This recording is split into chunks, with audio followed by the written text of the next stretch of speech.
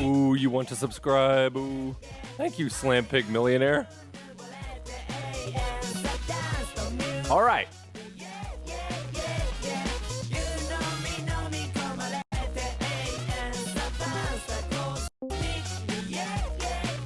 Let me just bring my friend in. Hello.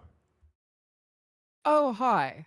Angie, you're joining us for Tender Loving Care. Do you know anything about this video game? Only the vaguest information whatsoever. Okay. This is from what we can Would you call kindly share your screen on this yes. application? In just a moment Thank when you. I boot the game up, but everyone say hello to Angie. It's been quite a while since we've had Angie on. Angie is a dear friend of mine. We used to play Deus Ex together if you've been around for long enough. Wow, look at everyone Mm. subscribing. Everyone's going crazy. But I should probably give you a little bit of information about the game before we start it up. This is part of a failed mid-90s venture called Interactive Movies. They thought, okay, with the power of DVD, we can now have people interact with the movie directly. And so what this Didn't essentially means is you have a really shitty Basic Instinct ripoff where occasionally John Hurt shows up, critically acclaimed actor John Hurt. Yes. didn't Kodaca, like, make an interactive movie at one point? I think so. They were trying to make this genre happen and it just never fucking took off. It Yeah, I mean, like, really there's been, like, resurgences of interest in, like, the late 10s. Um, I think they tried. They're trying to get these things to happen, and they can just never. There's interest, but they can just never quite get the mainstream to bite when it comes to this sort of thing. Also, Nbome tabs. I just have to say, love your name. Love your name. Okay, let's boot this thing up, and I will share it with you on this screen. You don't know anything about this game, do you? All right, we're going in completely blind. I don't. Okay. I know I read that they do, like, psychological evaluations on you, Yes, apparently. yes. You will be psychoanalyzed repeatedly. That's fantastic. All right, can you all see it? Can you all hear it? I can see it. Hold on, it might be a little bit wobbly for just a second while I word. Oh God. Here we go. Slowly but surely. The resolution is fucked. Yeah, it'll do that. Well, look everyone, critically acclaimed actor John Hurt. Holy shit. Wow, this is where my career is at.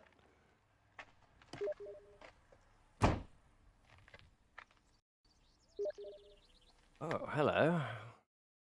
Well, that's fine. That looks whatever. Let's go. All right, let's start. All right, let's start again. Ready? Here we go. The movie's starting. Here he comes, critically acclaimed actor John Hurt. This is where his career was at in 1998. So, Rocky, you brought me on to be the psychoanalyst. Yes, in and to this, give your thoughts on these characters and their inner worlds. Okay, so bright red car. Yep. This is the doctor. Oh, hello. I didn't see you there. Let's listen. So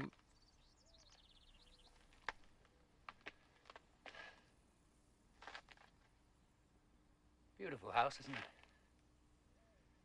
I love this part of the valley. But as the saying goes, looks can indeed be deceiving. This place is for sale now. Nobody's buying. Not after what happened here. A movie game happened here. No one really knows just what did happen. I should know. Oh, I'm Dr. Turner, by the way. I'm sorry. Oh, hang on, I'm boosting the game audio. There we go. I was close to all the players in this event. How's that? but it's as much a mystery to me as it is to anyone else. Perhaps you can help. A fresh eye and an uncluttered view, and maybe together we can reassemble the happenings and get a better understanding of what took place. We can only hope. That's good, John Hurt. Thanks for being in the game. All right, we're beginning. We're gliding into the game.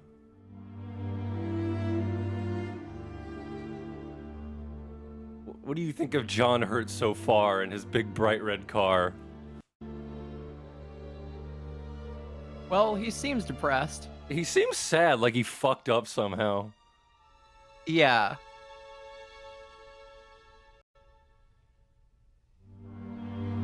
Seems like he needs some tender, loving care. Oh my god, the fucking music.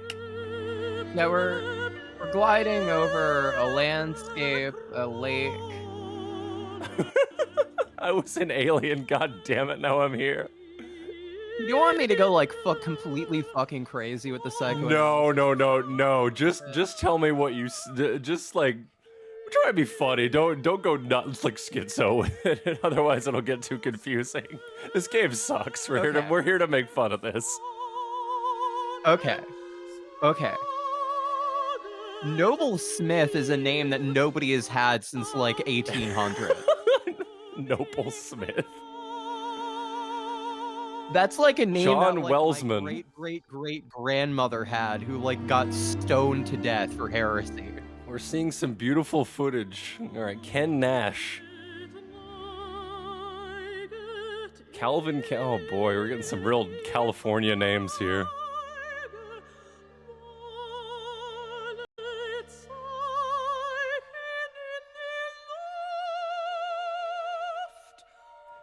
A lot of like shitty 90s movies, they just had the kind of music to like let you know that this is a serious film. So what I'm getting out of this shot is that a zombie is about to pop up and yell at us. It looks like the video of the car, yes. David Wheeler, what else has he done? Absolutely nothing, it turns out. Oh, hello. All right, there's our hero, ladies and gentlemen. That's John Tendercare.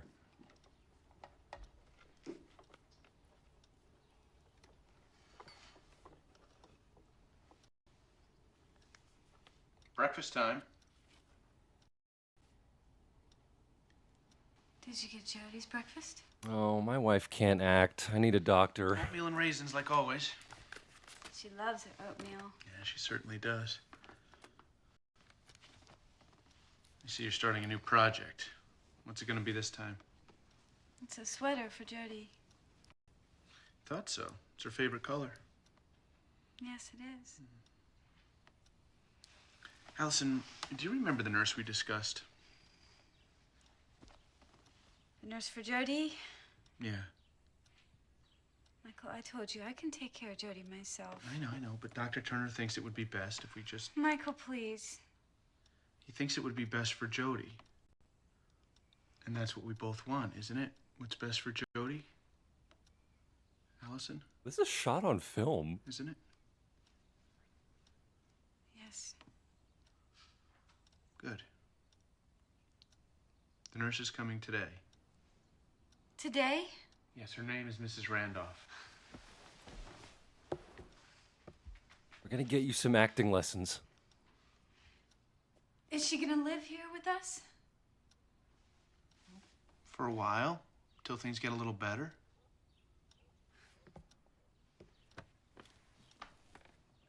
Jody's not gonna like her. I think she'll be very helpful.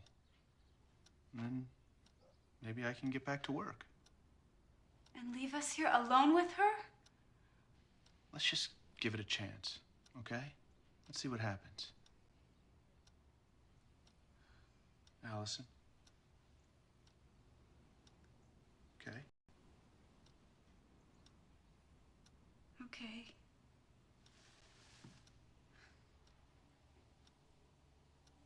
Good. He does have the Tim Buckley haircut. Jesus Christ. That was a great cut. That was was a great cut. amazing. Really good cutting right there. So, Another fantastic cut. oh my god. I'm just reading on my porch. Oh, I wish the call to Okay, adventure so- would come. Yeah. So far what I'm getting out of this, like, is that they're like setting up like this like couple as just like a sort of really classic neurotic dyad. Like the Yes. husband's got some sort of like Oh. obsessional neurosis going on. The wife has got like This hysteria. man Oh, says it's a $50 Hang on. fare. We couldn't get Sharon Stone, but we did get... It's 25 miles. $2 a mile. Mrs. Randolph, Yes. Am I being overcharged? I'll take care of it. Oh, there's a sexy woman here now. She's some piece of work. I wouldn't tip him. He doesn't deserve it. Uh-oh. Thanks for your trouble. Thanks, man. This is what cab drivers looked like in the 90s. Pizza boy Good luck. phenotype.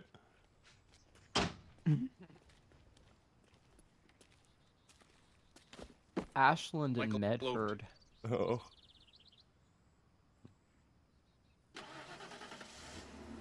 Something wrong, Mr. Overton? You're not quite what I expected. What did you expect? You're very young. I'm qualified for the job. Dr. Turner said your qualifications were excellent. But you disagree? I just expected someone with more experience. I've been a psychiatric nurse for 6 years, and I'm a licensed psychotherapist. I'm sorry. You just don't look like a Mrs. Randolph to me. I was expecting an older person, maybe a semi-retired widow or something. It's In your mono opinion, audio, then yeah. I'll leave. No, I don't. On the other Mhm. hand, if I don't fit your image of a Mrs. Randolph, then why don't you just call me Catherine and let's get on with it? Okay, Catherine. Let me show you your room. Thank you. I hope this woman brings joy to my life. It's up the stairs.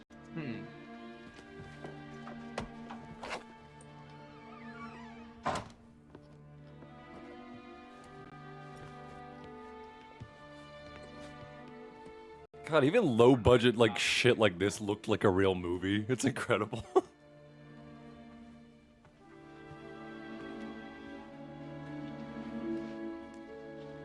And we've only got this house for 2 days.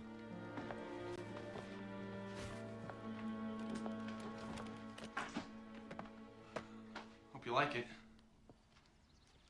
It'll do. We had the entire house remodeled last year.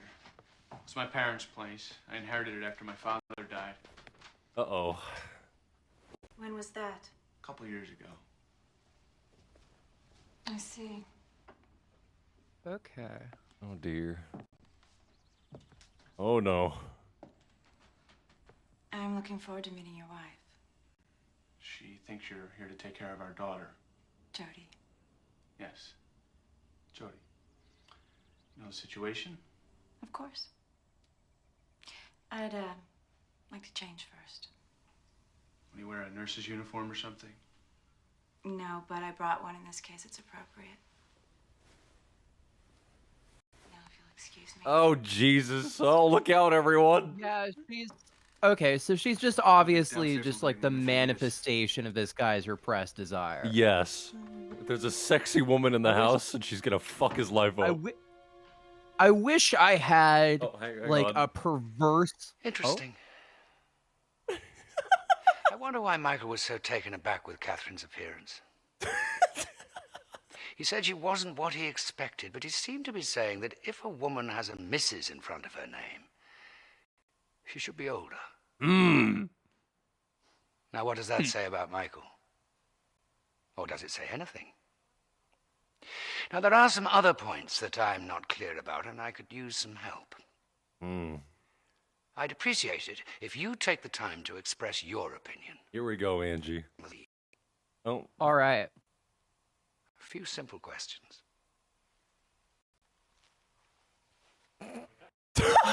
You're the crew there. Something slightly dangerous if I'm in the mood. All right, Angie, these are your questions. We're psychoanalyzing you.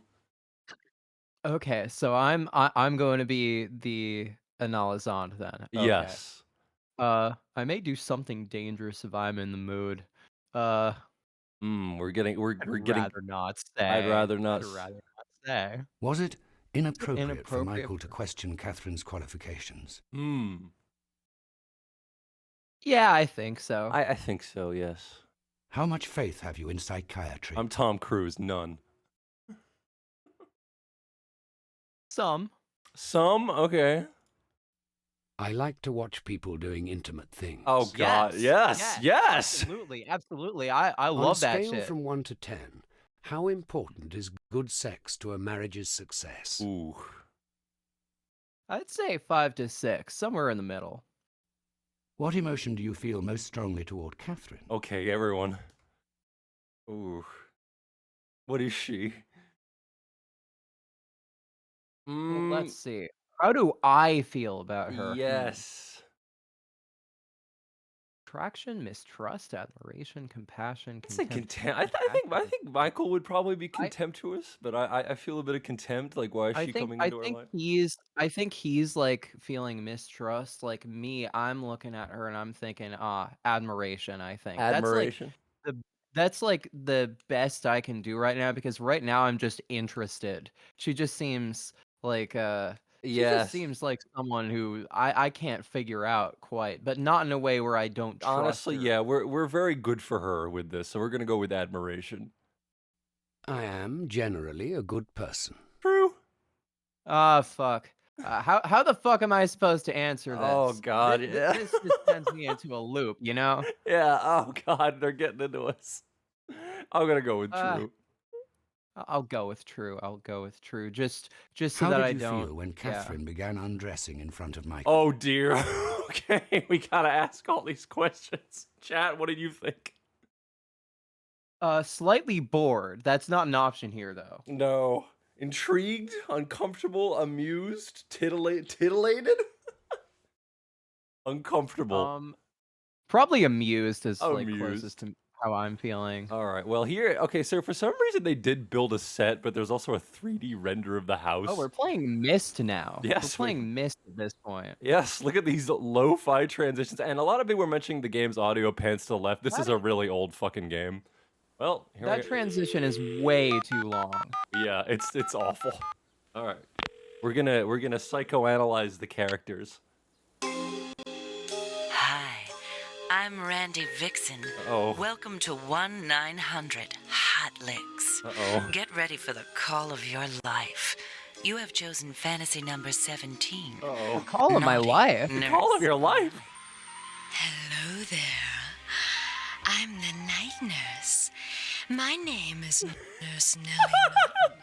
You can just call me Nellie. When I'm not working at the hospital, I'm an erotic dancer. Oh, no. I have legs like a Barbie doll, but my hair is fiery red and curly. Oh, God. I have sensuous lips that long to be kissed, and my full breasts are just aching to get out of this oh-so-tight uniform. This lady's got too much going on. Like what you see? Good. I thought you would. Now, it's time for your sponge bath. Why don't you sit up? That's good. not Now sexy. I'm going to have That's to oh. There Games used to just assume you were straight. Phone It's very sex funny. still exists, or do people just use AI? Oh, that's I mean, I was kind of with it up until like I like a man sponge with baths. scars. Sponge bath? What am I, 80 years old? Relax. That just makes I me need think to of this wring like out an this elderly person who Doesn't that shits sponge himself. feel Oh. cool and clean where it touches I don't want your to think skin? about that while I'm trying to jack off. I'm washing your chest and your stomach and my oh my, what have we here? Oh, dear. Looks like I've got more and That was more a to great- clean every minute. Great sound Does that feel effect. good? Oh yes. Yeah, Yes, it feels that was like my so good. favorite It feels boner sound effect I've ever so heard. good. Boing. Oh my! I'm gonna need more soap. How long does this go for? Slippery and warm. You're going to be the cleanest patient in the entire wing. You're so hot. Phone sex I think still you've got a little exists for like fever. old people. I I think. guess I it can feel the does, heat yes. coming right off your body. Oops! I dropped the sponge. Dear Lord, how long does that go for? It just keeps fucking going. That'll be $80 a minute, everyone. Slide whistle Doing sound phone effect. sex with, like 50 cartoon sound effects in it. Oh yes, this is his wife's diary where we can get her thoughts. I Okay, want yes, so she's reverted like to that childhood. So like tell the you first, guys something. so You're like, never so like the phone going call, to like fuck. obviously, You're just, never like, gonna laid out fuck all out these there in women. the open. Yeah. Michael wants a sexy nurse. Okay, so Yeah. let's see her.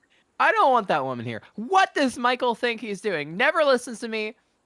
He never listens to me. That woman isn't going to touch her because we don't need help. Hate nurses. They always stick that needle in so hard, so fast. This won't hurt a bit. Liars! After the accident, when I went into the intensive care unit where they were keeping Jody and a nurse was there wiping the blood off Jody's face, she wasn't cleaning her gently. She was rubbing hard with an awful hospital face cloth all rough. Oh, Angie got taken into the void by hard Jody's skin, and the nurse just looked at me with this stupid expression like I was crazy or something. I pushed her out of the way. Jody is scared at night because she's having nightmares like me, and in her nightmares, Mommy and Daddy were killed, and she's all alone. I sit on her I bed. sit on her bed and hold her hand, and I tell her that everything is all right, but I can't help feeling this horrible feeling, this terrible feeling that something isn't right, that something is lurking outside like a prowler, that scary feeling you get when you think that something is under the bed or in the closet, something bad is going to happen. Okay, Foreshadowing. So from what I'm getting from this is that his weird so- wife is fucked up and her daughter is like weird. okay, so his wife, I'm not sure Have if you she's caught the hysterical or Dr. Betty psychotic. show yet? She's smart, wise, witty, tough, and fun. She may even be just a little bit psychic. She's a wife and a mother with a PhD degree in family matters and human relationship analysis. Dr. Betty will challenge, confront, delight, and even frighten you. Oh, I don't like that. She's the mother you always wanted, the sister you missed out on, and the wife you can't have. For clear, pointed, and useful answers to your problems, tune into KPRB every day at noon. Dr. Betty's the prescription your regular doctor forgot to give you. Oh. Well, that's So weird, with- yeah. In relation to Michael, his wife, like, kind of clearly represents, like, sort of just like the chaos in his own life. Yeah. That he doesn't know how to deal with. He doesn't know how to deal with this. He's clearly... Yes, let's go see what Catherine's up to. They did 3D transitions, and yet a set exists. I don't know why they rendered this in 3D. Well, let's go in here. Oh, hello. After a brief informal meeting, Michael appears as described. A more current, thorough description of Michael is forthcoming. Scheduled interview with Allison will take place next. Why didn't they just shoot this in the room? I don't know. This is on a green screen. Who are you? Wait, isn't this a What flashback? are you doing in my room? Oh, wait a minute, I see. You're the, viewer, right? Yeah. Voyeur. I didn't realize you could just sneak up on me like that. I'll have to be more careful. You never know what I might be doing. Oh, God, leave me be. Well, I have to meet my patient now. You're probably gonna snoop around my room, aren't you? Guess there's nothing I can do about it. Oh well. You probably won't find anything too incriminating. I hope. Thank you. Well, let's look at her so they're things. Positioning the viewer's relationship to everything by, like, ocular desire. Yes. We're looking at these characters. Why is everyone so horny? This was the 90s. Everyone was horny back then. Oh. Everyone was horny back then, and also, like, it's kind of just, like, the default for, like, making a game like this. This is kind of just a... I like that games used to just assume that you were, like, straight. Yeah. They used to just assume, Let's all look right. at that again. Let's look at that diary again. Oh, no. This is Catherine's personal diary. I was really enjoying the ride in from the airport. Relaxing. looking out at the forest-covered mountains surrounding the farmlands and orchards when this jerk, the cab driver, started coming on to me. He waited until we were on an isolated country road, and out of nowhere he said he noticed I wasn't wearing a bra and was wondering if I had any panties on Oh underneath God. the skirt. Charming. I ignored him and he got angry, and then he tried to overcharge me, which made me angry, and I arrived at the Overtons fuming. Michael Overton was stationed outside to greet me when the cab pulled into the drive. I was so angry with the driver that I could hardly see. As the cab pulled away, I calmed down and was finally able to focus on Michael. He's not what I expected. Um, Oh. so I'm getting like a sort of Oh. Here we go. should have There's more. anticipated. I knew that Allison was married, but I hadn't really considered that her husband might present a problem. From everything Turner's told me, Michael has been forced into the role of caretaker for a woman who's become less a wife than another child. But I was caught off guard. The way he looked at me, watching his eyes wander over my breasts and hips, filled me with an unexpected rush of excitement. Part of me wanted to encourage those eyes, Oh but my the better part God. had sense enough to shut the door. I have to watch myself. This case is too important, too rich in opportunity to risk losing it over an attraction for my patient's husband. One of the benefits of becoming a therapist is not having to wear those damned uniforms anymore. But here I go, off to meet Allison in my Florence Nightingale disguise. Jesus. Well. So, When you've concluded this test, you will return to the story. Do you wish to proceed? Okay, what's Catherine's deal, Angie? Do we think she's fucked up and evil and she's trying to ruin Michael's life? a little bit of an obsessive structure, a little bit of a perverse structure. She's like very clearly like identifying with the desire of the other. Yes. All right. She's Let's. really enjoying having like the power of sexuality over It's people. terrifying, and Michael with his Tim Buckley haircut doesn't know what to do. All right, we're gonna have to take a test now. Ready? All right. Sure. Why is this man eating alone? He works nights. He's a hard worker. He has no friends or family. He's out contemplating suicide. He's a traveler just passing through. He's not alone. His date is in the bathroom. What do we think, everyone? Let's I Hmm. I know this painting. I know this painting. I like that they credited it. Oh dear. Yeah, so I think he's contemplating honestly, suicide. I don't think he's contemplating suicide. I mean, like he works nights. It's just like none of these feel entirely satisfactory. Traveler? He's a traveler just passing through? Maybe he has no friends or family. It's Okay. just like closest to my instinct. Is Someone this who's man trying married? to be alone, I think. Is this man married? Gay. Gay.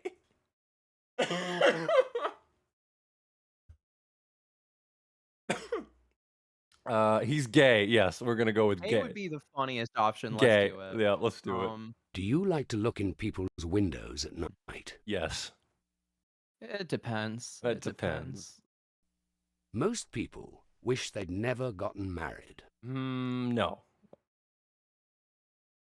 I don't think so. I don't think so. I like Cassavetes too much to say yes. I'm gonna go. Yeah, no. The marble statue symbolizes Repressed. Oh, actually, okay. Ooh, this is a fun one. What do you think it represents? I might go with repressed homoerotic desires. No, because it's sitting like a man would. I mean, okay, so like there's like three elements here. There's like the man and the woman, both of them look kind of robotic, like automata. And then like if you look off to the left, you see like, the statue that has like the upper half of its torso cut off, and then like right below it, you see like its head Yeah. its body. I think Frustration. like what I'm thinking is kind of like lost innocence, Lost honestly. innocent. It just Okay. looks like like the triumph of like sensuality over like sort of like Hmm. rational the sort of rational like control that is modeled like by marble. In the funnel is... Okay. It's blood. Hmm. I mean, this is an awesome painting. That's an incredible painting, by the way.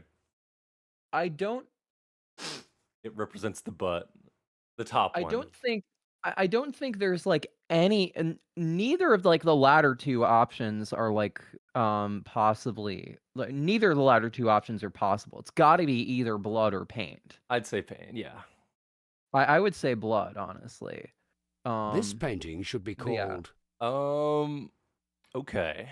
We have some artistic nudity. I'd say dad and mom. Dad and mom. Dad and mom. If you stare at your face in the mirror long enough, you will see the devil. Ooh. Yes. If you do it long enough. Sure. When I sure, stare guess. at clouds, But also I try Jesus to see... and Krishna and Buddha. Finally Buddha. When I stare at clouds, I try to see people. God? I try to see abstract Yeah. pictures. Well, the movie's I back. just like the clouds they are, honestly. Allison. I'm making Allie, a the nurse is webcomic here. about video games. Did you say something, Michael? I said the nurse is here. Oh, She's very good. is she?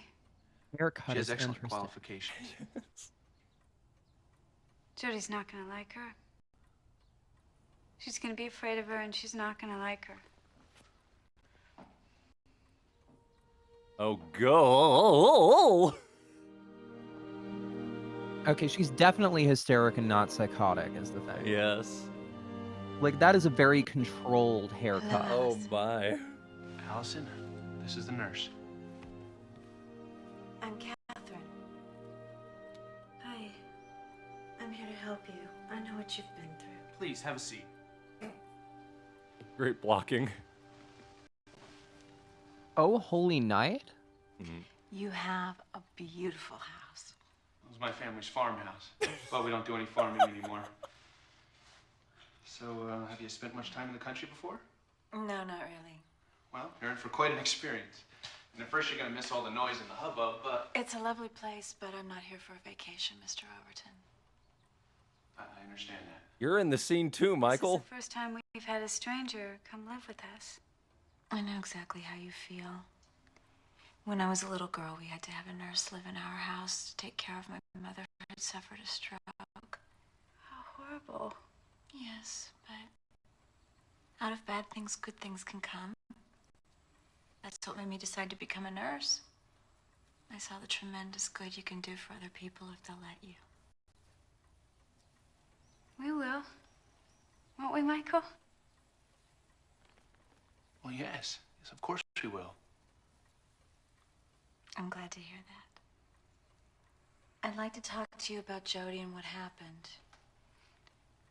Perhaps you could excuse us for a few minutes, Mr. Overton? Oh, no. What's going on here? Sure, if that's okay with you, honey. She's course. enjoying It's all right, Mike. sort of like... She's enjoying that. I have to go write my webcomic about two gamers on a couch. I'm going to bed now. You and Catherine finish your talk? She was tired. She had a long day. Oh, she's got So the where is she now? borderline sleeve. I don't know. In a room, I suppose. She didn't want to speak to me first?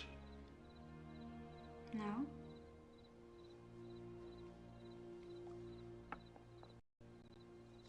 So how was it? How was what? Your talk with Catherine. Oh, Very nice. Very nice. So does that mean that you're happy that she's here? Of course I'm happy, Michael. Why wouldn't I be happy to have professional help for Jody? But I thought... I mean, it's very good, honey. It's the right attitude. You know, if this works out, I may be able to go back to work sooner than I thought. He's not in control. No. That'd be fine. I thought you had a problem with me leaving you. I think it would be good for you to go back to work. Don't forget to say goodnight to Jody. It's not work that he wants. Oh no. I won't. I'm getting cucked.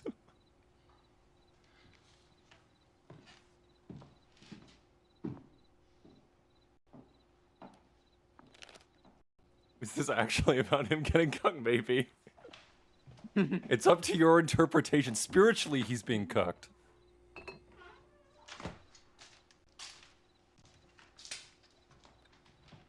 His wife is supposed to represent his desire. It's Well, I see. supposed to represent... Oh, hang on. She's supposed to be... I'm gonna go stand in the spotlight outside. Now he's facing God. Whoa.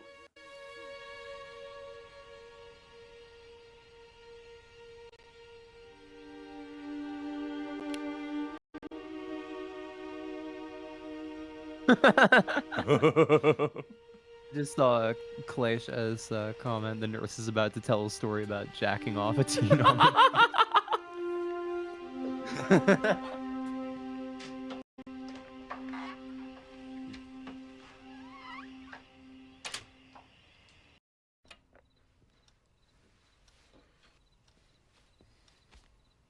I didn't hear you say goodnight to Jody. I think she's asleep. I didn't want to disturb her. She's awake. I heard her right before you came in. Oh God. My wife is Yeah, I'll be right weird. back. He's terrified because the nurse is assuming the role of the father, and he's supposed to be the father. Yes. Good night, A woman isn't Good supposed to be a dreams. father. I'm supposed to be. Yes. There's a lot going on here. Only John Hurt was here to explain this to us.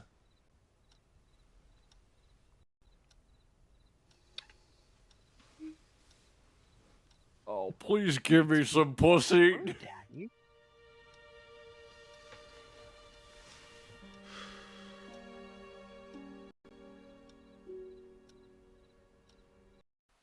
Oh, thank God. That was impressive. The way Catherine immediately seemed to penetrate Allison's shell and make contact. I have to admit that she gained more of Allison's confidence in a few minutes than I did in 6 months. Wonder what I was doing wrong. Maybe it's because she's a woman. I prefer not to think in those terms. But God, she did look like an angel of mercy when she appeared in that white uniform, didn't she? But what about that performance at the window? It almost seemed as if she knew that Michael was out there. What do you think? Which of the following terms best describes the way Catherine appeared in her uniform? Okay. Powerful. Powerful? Powerful. God has an influence on my life. All the time. Me? Not at all. Not at all. There is no Had God. Michael fantasized about Catherine before she appeared undressed in front of her window? Yes, because he's Yeah, a very obvious. frustrating man. Yeah. He's a very frustrated man. Did Catherine know Michael was watching when she appeared undressed in front of her window? Ooh. It doesn't matter. I have no opinion. It doesn't My matter. drives The might be point is put in that the he following thinks that order. she was looking at. Strongest first. Oh, okay.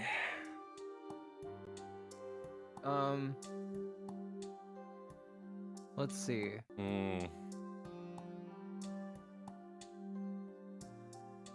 You see, mine doesn't appear here. For me, it'd be self-preservation, feeding, sex. sleeping. Well, feeding, sleeping, self-preservation. So everyone wants 3. Let's do 3. The trouble with that is that, like, that's going to make it think that you're lying. Everybody's sex drive is a little stronger than that. Yeah, I would say number 2. Nurses like to boss people around. Yes.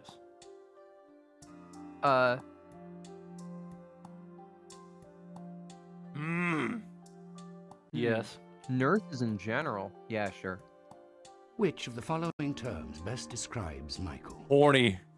That man is horny. Juvenile, I would say.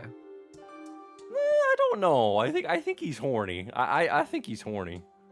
I mean, he's horny, but like the main thing about him is that he wants to have control in the same manner that an adolescent wants to have control.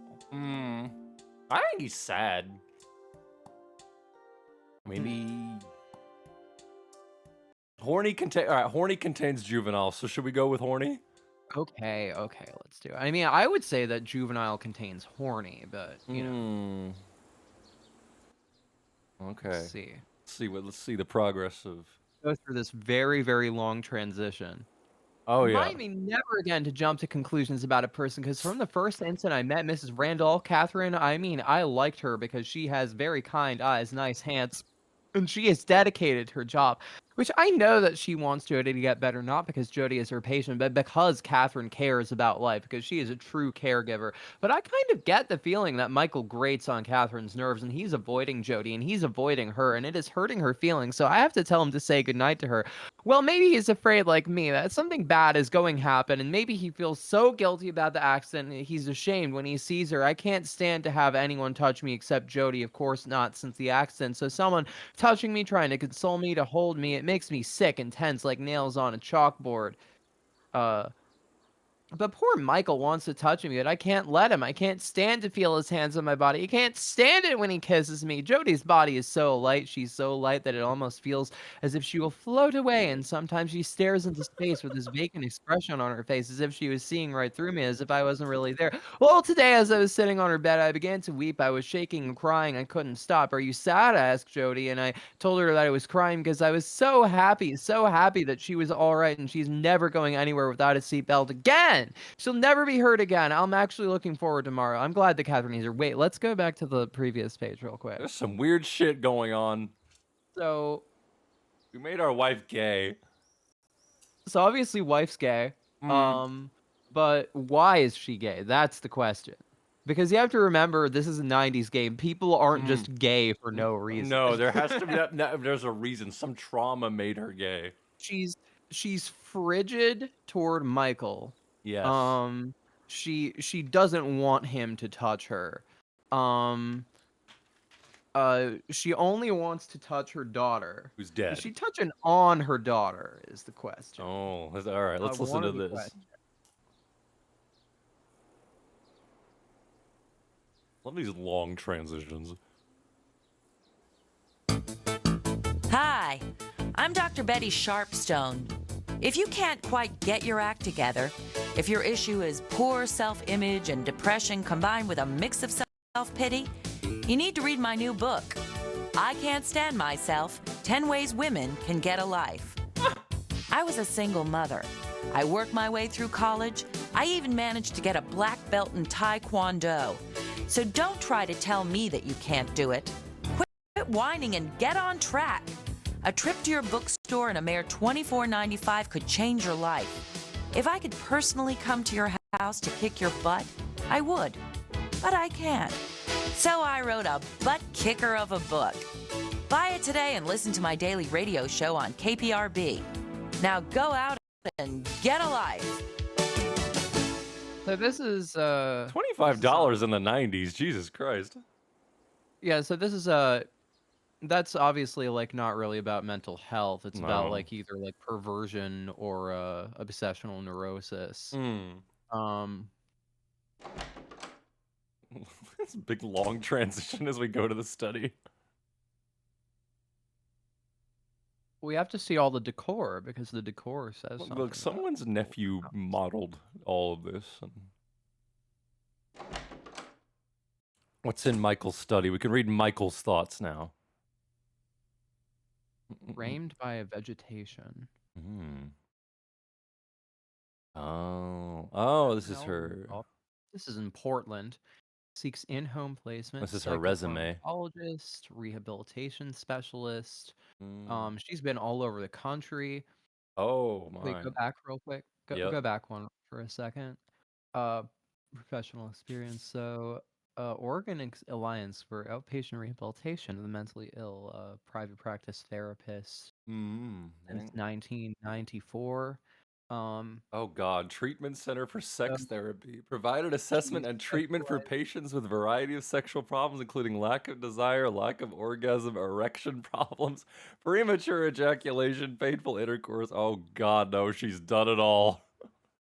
Okay, adult women survivors of sexual abuse.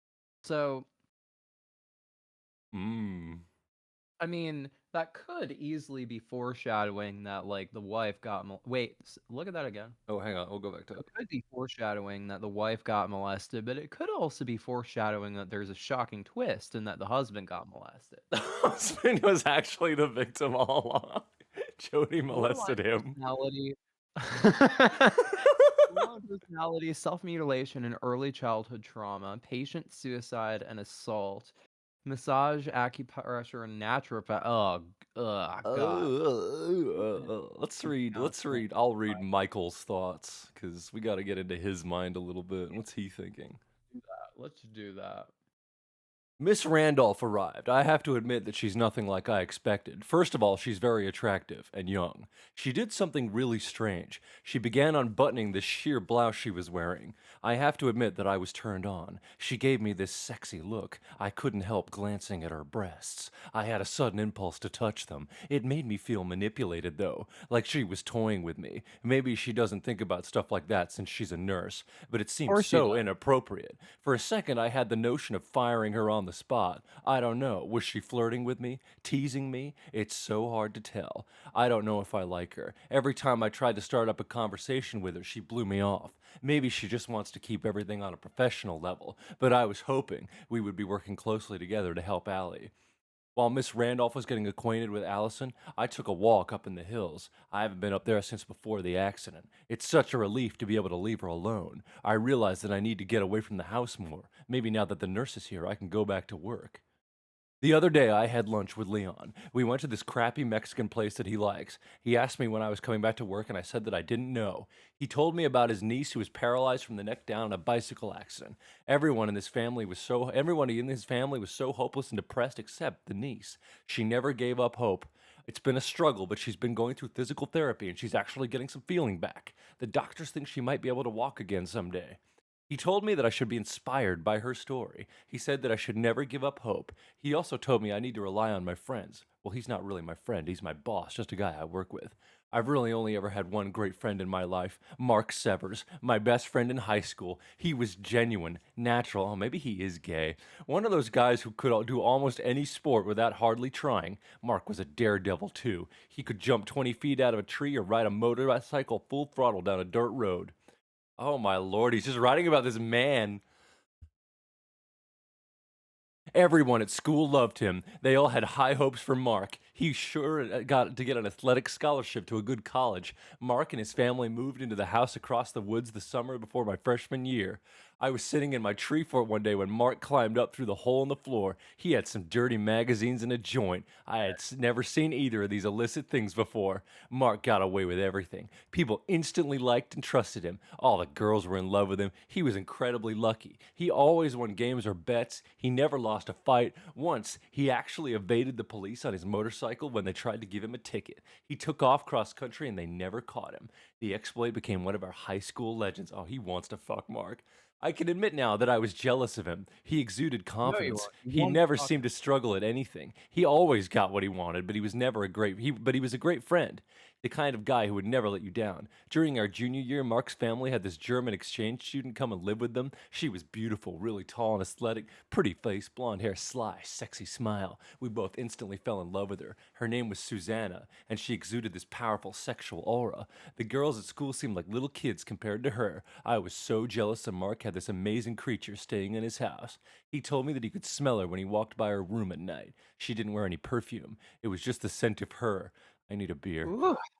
I have to mention this. I was out on the side porch just now in the dark when Miss Randolph came to her window and stood there. I could have gone inside, but I was curious. She knew I was watching her. She knew I was out there. And she put on a show for me, sort of a display. What is she trying to prove? I just can't stop thinking about her amazing body. Just knowing she's in the next room is going to make it very difficult for me to sleep tonight. I can't deny that I'm attracted to her. I mean, I'm not dead. She's very sexy and alluring. I want to know more about this. I want to know more about her. I hope that Allison never stumbles across this. Jesus. Okay, he's horny and he's jealous of other men. What do we think of him so far? I think Oh.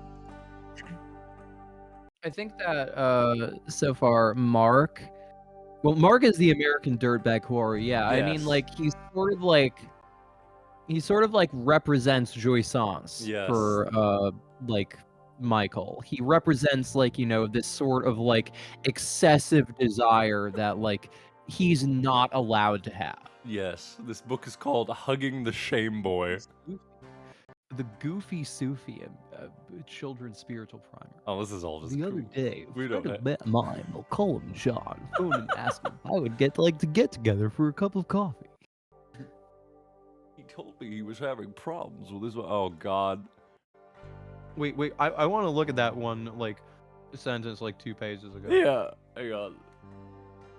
His expression had the shocked, dazed, blank, numb look I had seen on the faces of victims after a terrorist bombing. Ooh. That's such a great sentence. Yes. Oh my God. Yeah, this guy whose wife is leaving him is just like 9/11, basically. Oh man. Oh my God. John's reaction is typical of a lot of men. He was raised by a stern, stoic father who said things like, "Only sissies cry, and be a man, and keep a stiff upper lip, and don't play with dolls, you look like a girl." John spent his entire childhood suppressing his emotions and feeling shame whenever he felt pleasure or love. Even masturbation was discouraged as a sinful, selfish act. John couldn't even love himself. John didn't want to go to the war in Vietnam, but his father shamed him into enlisting. When John came home from the war, his psyche was scarred and withered by that experience. But even then, he was shamed into suppressing his anger and fear. Shame is the legacy of our Puritan ancestors. Shame is the Someone heritage who of our made this fathers. game, as we saw in the credits earlier. Oh, God. I like this is so like 90s psychology. The shame boy is the little voice that lives inside our heads that says, "Don't show emotion, don't give your love freely, don't look weak." Okay, so they're doing IFS here, basically. We gotta Do you know hug the about shame IFS? boy. Do you know about IFS? No, what's that?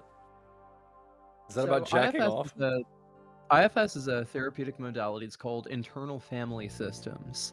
And the basic idea of it is that like every person is made up of like different parts that like have their own sort of like locations in the body, and like what you feel is like conflicting desires and like conflicting like ideals of yourself are really like these different parts that are like fighting to like have control of you. We must get as control of the shame boy. And so like yeah, and so like this is like really standard IFS. Like you have a shame boy. The thing is that like in IFS is you can't turn the shame boy into the lover boy. You can't do that. You can hug the shame boy. You can like show him all of the affection that you want, but you can't change him. He's going to keep like feeling that way. You just have to like make a deal. Let's read on and see if we can do anything. In reality, John was a warm, loving, nurturing person. What I needed to do was show him how to turn the shame boy into the lover boy. The shame boy cannot be killed. The shame boy cannot be smothered. The shame boy must be hugged. By embracing the shame boy, it loses all power. It struggles at first like a child throwing a tantrum, but after a while it realizes it is helpless to resist and it is filled with love. I gave John a mantra to repeat over and over again. Here is what I told him to say. I am a good boy. I am a happy boy. I am a lover boy. He was instructed to sit in meditation for 1 hour every day and repeat this saying. Then I told him to stand naked in front of a full-length mirror and look at his body. I am a beautiful man. I am a lovely man. I am a lover boy. Afterwards, he was told to go for a long walk and say something nice to every living thing he met. A love walk. After 2 weeks, John called me up on the phone again. Let's get together for coffee, he said. I've got news. I met John at the same restaurant. When he walked up to the table, he looked like a different man. His eyes were bright. His skin had a healthy tone. He smiled like someone had just given him a big, neat prize. Susan came back, he said with glee. We're going on a trip to Hawaii, sort of a second honeymoon. I asked him how this came about. Wife coming. I did everything that you told me to do, he replied. At first I felt kind of silly, but then I really started to get into it. After a while, it was as if I could see the shame boy standing in the corner of the room, watching me. He had this real mean look on his face. He made fun of me. Then slowly, as if he couldn't resist, he started to smile. He started to go with me on my love walks. Soon he was right there beside me, skipping and laughing. We said good morning to everybody we met. We had conversations with homeless people. We even spoke kindly to people we really didn't like. I remarked that this was quite a breakthrough. That's the least of it, said John. After 2 weeks of this, I met up with Susan. At first, she didn't even recognize me. When I told her I loved her, she practically fainted. Then we both cried together. She said it was a miracle. John started crying again, and I cried a little too. And there's more, John said. I visited all my old girlfriends and ex-wives. I've started warm, caring, beautiful relationships with all of them again. I asked him if these were sexual relationships. Well, at first they were just platonic, said John, but after a while they started begging me for it. Man, it's fantastic. I'm actually having 7 simultaneous relationships, and all of them are warm, caring, and loving. I told him this was quite the feat. Thank you, said John. I owe you my life. Without you, I never would have hugged the shame boy. When John left the restaurant, I could see his lover boy walking beside him and holding his hand. It made me cry all over again. Have you hugged your shame boy, chat? Have you? So my first 2 thoughts are like, first of all, this is kind of hilarious. Second of all, this is both bad IFS and bad Buddhism. Incredible. Like, this is like just kind of meta meditation, but like in a really stupid way. Yes. Oh, let's read your psych profile, Angie. This is what the doctor thinks of you. So, I'm attracted to women authority figures. I'm probably drawn to science and logic. Self-preservation is the strongest drive. Interesting. What next? Enjoys accounts of violence. I detect anger. Ooh. Wait, there's more. There's not more, unfortunately. Well, when you've concluded this test, you will return to the that was all there story. was. Okay. Do you wish to proceed? We'll go look after the next scene. Okay. Okay. If this woman showed up at my house, I would... What? Wait a minute.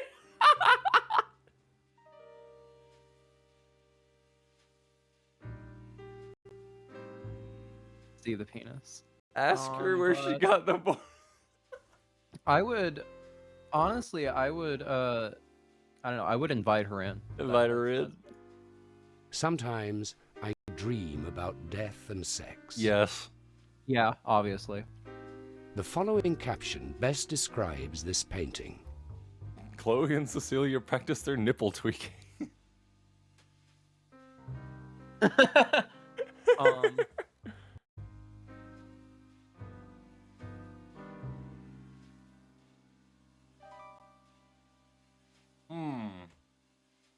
Number 4 is such an awesome sentence. Oh, yeah.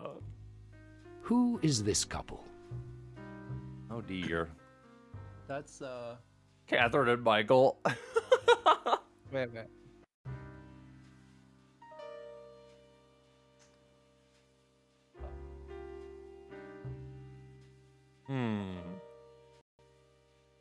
They're all good.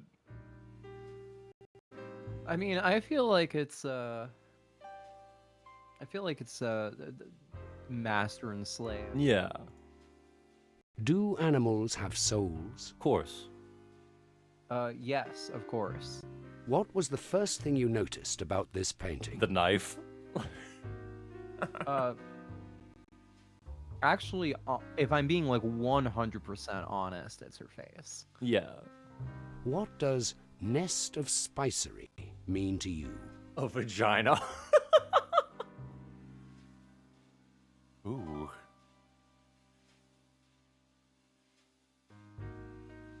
I think.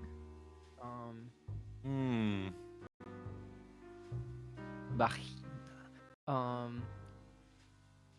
Nest of spicery. Nest of spicery. Cool. Like a scented. No. that. Like my first thought is like a woman's boudoir. What's a boudoir? It's like a bedroom. It's like a little. Yeah, I'll go with boudoir. They, black yeah, brown they have a makeup, smell. powder Yeah. yourself.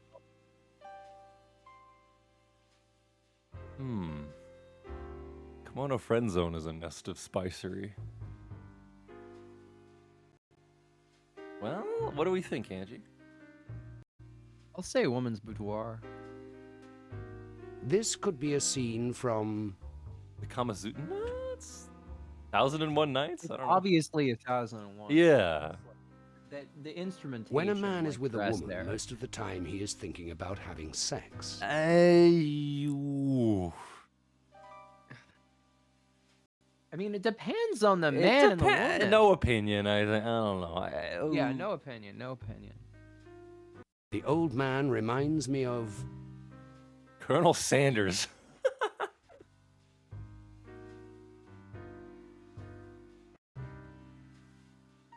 He looks kind of jolly. He looks does. like He he's does. enjoying Father Time, maybe. Yeah, he does look like a jolly fellow. Father Time, maybe. Yeah. most people equate sex with death. Yes. Even if they don't mean to. I have dabbled in homoerotic relationships. Yes. Yes. Yes, indeed. Of course I have. I thought you were still sleeping. I've been going over your wife's medication. And I think that using Valium as a depressant and Seconal as a sleeping pill is overkill. Ideally, we should wean her off of all medication. It's more like a doctor's decision, don't you think? I will consult with Dr. Turner on this, of course. Is she awake? No. She sleeps late most mornings. By the time I bring her breakfast up, she's usually awake. That's a mistake. What is? You're keeping her too comfortable and secure in her condition. We need to bring her out to a more active and self-rewarding existence. I take it you didn't always make breakfast. There's a number of things I do now that I didn't do before. Allison hasn't cooked or baked a thing since Jody. Since the accident.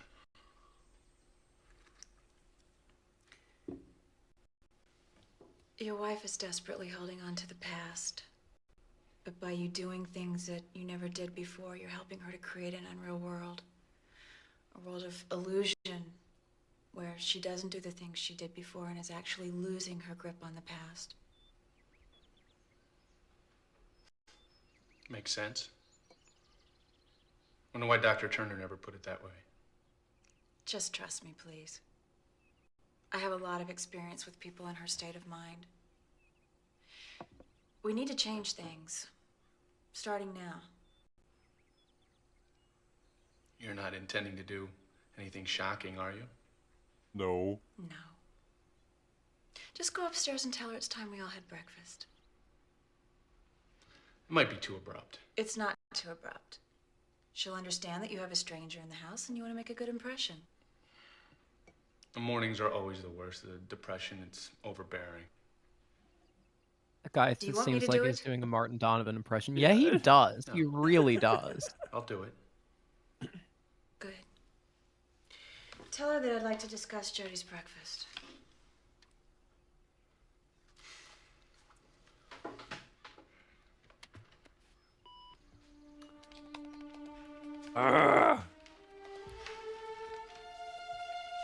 Rocky, did you know that Martin Donovan is like a Marxist-Leninist? I just thought. Oh goodness.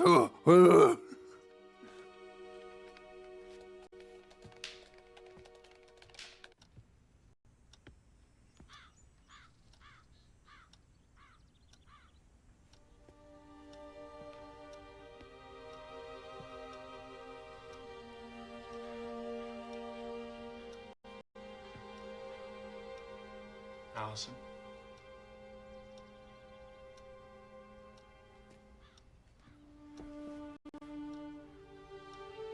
Allison.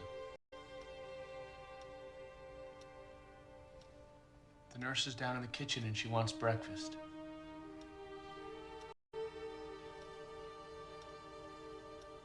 She wants to discuss Jody's breakfast with you. He's switching to a Kyle MacLachlan Jody's impression. breakfast? Yes.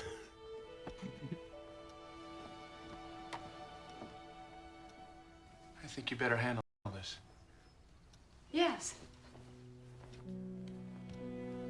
Yeah, Grimschild. Wait, like, did he get back on Twitter? Like last time I saw his Twitter was hang just on. like John Hurt's here. He's like retweeting. He doesn't know where he She's is. doing her job, isn't she?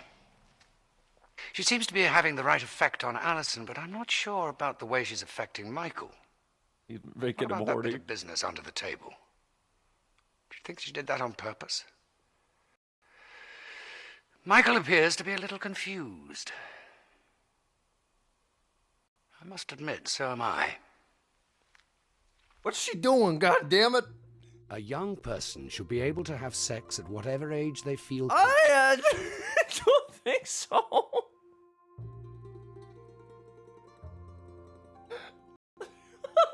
Okay, what does this have to do with the plot? Okay, what the? Okay, so like, what does this sentence? What does this sentence mean? Is the main question. Like, Yeah, what is a young like, person there's a very defined? there's like a very thin line between like, you know, there's like a very, very thin line where you like, if you could really easily read this as like a what if the child consents. Yeah, I'm gonna go. Like, you really don't want to. Oh no, no. No. God damn it.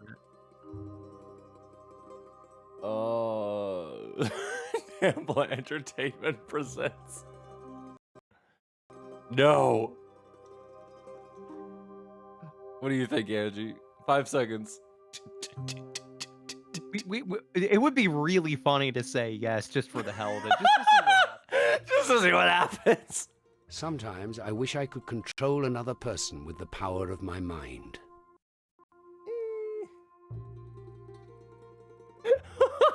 We gotta see what the game does. I wish that I could control Netanyahu with my mind to make him jump off of a building. Yes. We should do this just to see.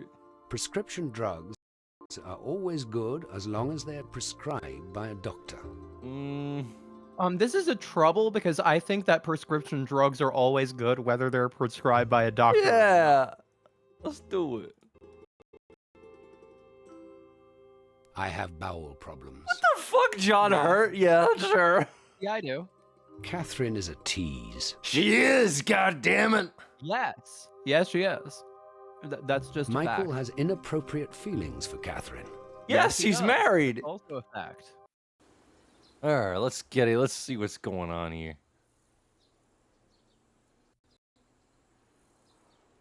Fucking game. All right. I love this like 90s ThinkPad fucking. Yeah. I love to watch Allison knit. She sits so still like a statue, but her hands are moving incredibly fast. It's like she's in a trance, like she's possessed by the ghost of the state fair knitting champion. I'm walking out in the garden and the wisteria's blooming and the air smells of honey. Whoa! Whoa. Did I break this thing? A big fat bumblebee just flew into my head and I dropped the recorder. Well, I'm okay now. The recorder appears to still be working. I'm standing by an old barn watching some little birds build a nest. Oh, God. They're so busy. Can you hear them chirping? One of them has some golden stuff in his beak that he's weaving into the nest. Why is she dumb now? Yeah. It looks like hair. Now he's flying up to the house. He's going to the window of my bedroom. Oh my gosh! He's taking the hair out of my brush that I left on the windowsill. Oh my God! Oh, how neat. They're using my hair to help build their home. Hey, you hungry home invader. Stop raiding our refrigerator. All right, Angie. I slept better than I expected and woke feeling my calmer, more poised self. What a day yesterday was. The chemistry with Michael, and then Allison looking so much like Colette. Oh, no. I'm still not over it, but now I'm more intrigued than shocked. One moment. Excuse me. Colette just never understood. For me to be intimate with someone didn't mean that I had to be monogamous. Oh, dear And God. sleeping with her didn't mean that I had to give up men. Oh, Her no. leaving She's me hurt bi. me then.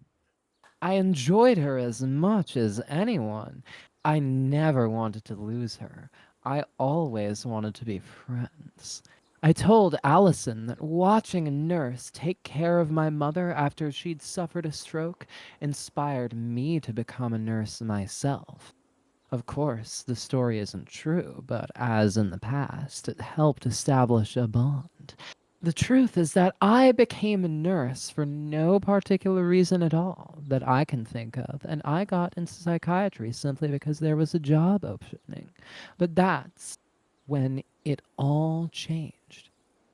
I turned out to be good at it, very good. And now that I'm a licensed therapist, the doors are really beginning to open. God, I was sick of following orders from those idiot doctors.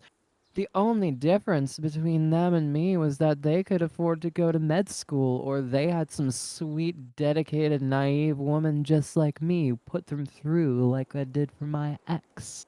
And every one of them felt threatened because I was smarter than they were. Except Turner. Okay, she's bisexual and polyamorous. So obviously just doing like sort of like the perverse structure. Let's look at the other here. rooms. Good Lord. Let's look at the bathroom. She hates her ex, and that she hates men, too. Good Lord. She's evil because she's like a 90s... Oh, hello. Oh, hi. Catherine told me about you, and I was a little scared at first. I thought I'd be afraid when we first met, but she assured me that it'd be okay. And you know what? She was right. You know, I thought I'd hate having her here, and now for the first time in months, I feel hopeful. I can't believe it. Michael tries hard, he really does, but he doesn't understand. I mean, he's Jody's father, and he's a very good father, but it's different being a mother. I think only a woman could really understand. Even Dr. Turner doesn't get it, but Catherine does. She really does. Nice. I love the essentialism in this. It's very fun. Very 90s. The next TAT will be given in the master bedroom. Oh, shut up, John Hurt. I want to look for the around. American- Look for the American... Men are from the Andromeda Galaxy. Women are from the constellation Orion. Yeah, very much like that in the 90s. Very much like, well, she's an evil bisexual. What's this? Ooh.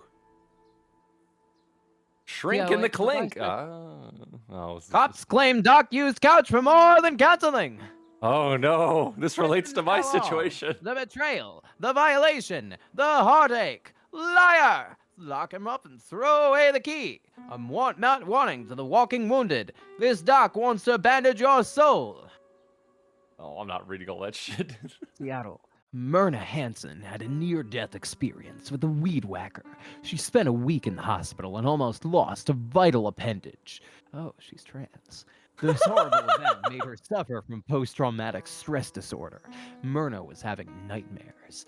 She wouldn't leave the house. She was so depressed that she couldn't cook or clean or even do her makeup. The world had become a living hell. My poor husband didn't know what to do with me, said Myrna, a former beauty pageant runner-up and mother of two. He had almost given up hope. That's when a friend recommended Dr. Roland Luther, a specialist in post-traumatic stress disorder. Myrna took to Dr. Luther immediately. He had a way about him, said Myrna, like he had special powers or something. We'd already gotten a couple of similar complaints, said Thompson, a burly man with elegant hands. We thought this was kind of odd, so we decided to set up a sting operation with an undercover policewoman. Deborah Zimmerman, an attractive young detective, was assigned the job of shrink bait. She was wired with a microphone and sent to Dr. Luther. Oh. Oh. Oh. Oh. It's Here we out go. of order. It's Yes. just fucking out of order. After Dr. Luther's arrest, over 100 of Dr. Luther's former patients came forward and claimed that they had strange dreams and hazy memories of what that sounded just like what happened to Myrna. Dr. Mason, a police hypnotist, was called in. After putting Dr. Luther's patients under, he discovered a startling and horrifying truth. Almost every one of Dr. Luther's female patients had been fondled, molested, cuddled, or persuaded into actual intercourse. Dr. Mason, a bespectacled Richard Dreyfuss lookalike, stated that Luther didn't discriminate between his patients. It didn't matter how old, how young, or how, well, homely his patients were. He did something filthy with almost all of them. Dear A God. middle-aged housewife who asked not to be named said, I don't know if I'll ever get over this. He took something away from me. My trust, my happiness, my innocence, everything. Now I'm going to sue his dirty ass for all he is worth. Dr. Luther is awaiting his trial. He declined to be interviewed for this article. Can we see Yeah, the let's look bottom at the left? bottom left. Yeah, just go left. Yeah. Oh. Dr. Luther, a slender bearded man with a sinister smile, Oh, no. started Myrna on rigorous hypnosis therapy. At first, Myrna enjoyed being hypnotized. She began to feel at peace with herself again. The depression was going away. Then one day, something odd happened. Myrna came home from one of the hypnosis treatments and realized that her underwear was on backwards. Ooh. It was quite a shock, said Myrna. I couldn't believe it. I'm always very careful about putting the tag on the inside and not the outside. Myrna immediately reported her discovery to the local police chief, Daniel Thompson. The cops sat out in a van outside the doctor's office and listened as he gave her a dose of his special therapy. Dear This God. guy was slick, said Thompson. He has a way about him that makes it impossible for any woman to resist. Not even a trained police officer. First he hypnotized Deborah, then he had her take off all her clothes. That's when we smashed in the door, hog-tied Luther, and arrested him. Wow, that doctor really gets around. Oh, hang on. So here's my thought. Are you familiar with the hypothesis that UFOs, like UFO abductions, are actually just like about are being actually molested. like no, like that they're like false memories of like having like surgery, like dental surgery, Oh, basically. no.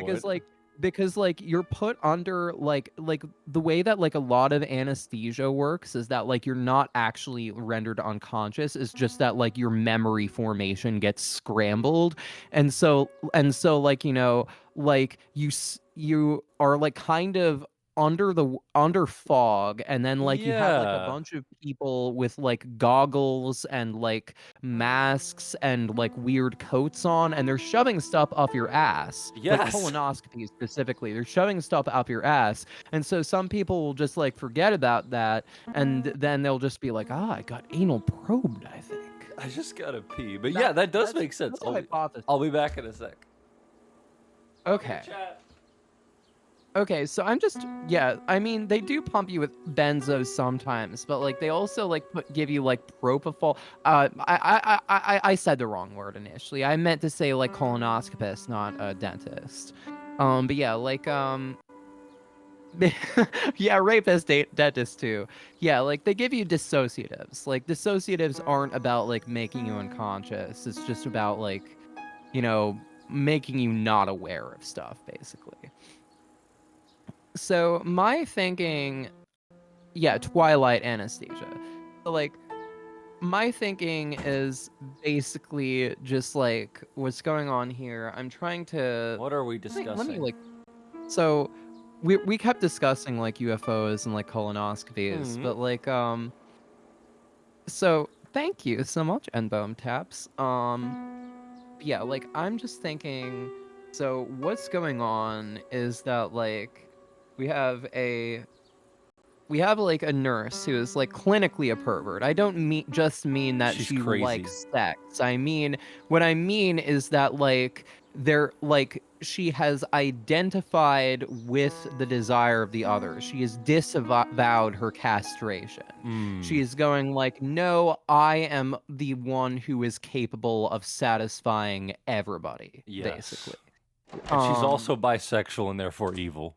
Yeah, she's bisexual. I mean, like, that's sort of the element of her perversity. Like, she Yes. exists in part as, like, the realization of, like, Michael's, like, repressed desires to be a pervert. But he's Yes. not a pervert. He is an obsessional neurotic. He wants to be in control, as we see in his journal, it says. I don't know if I Hang on. like that I idea. gotta read this because Okay, you got I'm it. You Michael. got it.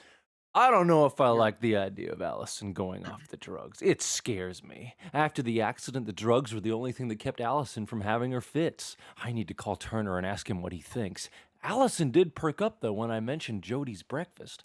I guess that's a good thing. Miss Rudolph crossed and uncrossed her legs for me. I know she knew that I was watching her. I just know it. Turner must have told her that Allie and I haven't had sex since the accident. So why is she doing this to me? It isn't fair. Women just don't understand how doing something like this can drive a man crazy. A little while ago, I was showing Catherine where we keep all the cleaning stuff. She brushed up against me and her breast touched my arm. It was like getting a shock.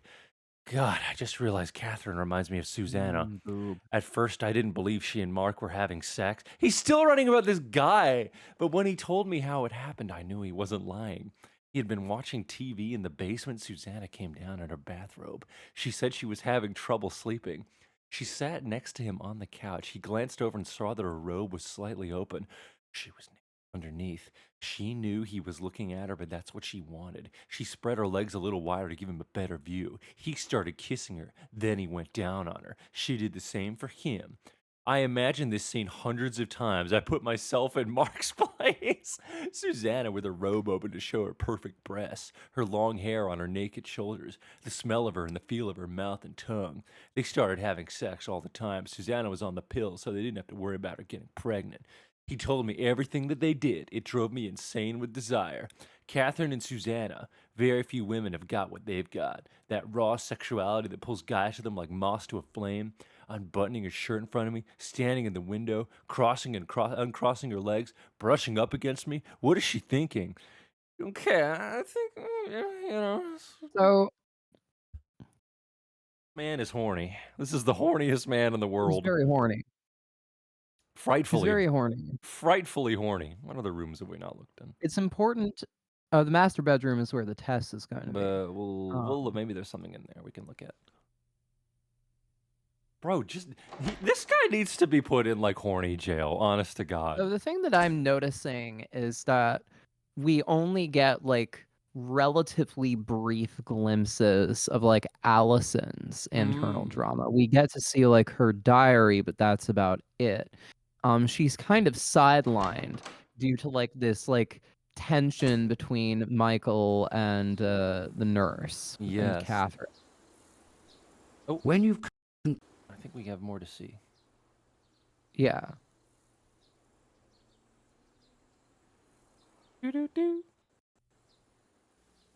Hi, Dr. Betty. I love your show. It's changing my Oh life. no, is it this Thanks, woman Sally. How again? can I help? Well, I've got a little problem. That's why people call in. Can you turn your radio off? We're getting feedback. Sorry. That's better. Now, I'll get right to the point. My Okay, that's husband good. and I are having problems in the bedroom. sexual problems. Yeah. You see, Matt just doesn't know how to please me. Have you talked about it? Sure. Have you been to any kind of therapy for couples? Yes, we went for 6 months. Nothing worked. So your husband knows what you want, but he won't give it to you. Precisely. He thinks I'm too, kinky. He has a problem with your bedroom fantasies. Yeah, he's offered to do everything but that one thing, and it's driving me crazy. And the one thing is? I can't mention it on the air. Oh, come on, Sally. It's the 90s. That's what I tell Matt all the time. Let me take a wild guess. Does your husband have a problem with oral sex? Not at all. So what's the problem, Sally? He won't wear the rubber Nixon mask. I'm sorry, Sally. What did you say? He won't wear the Richard Milhouse Nixon mask.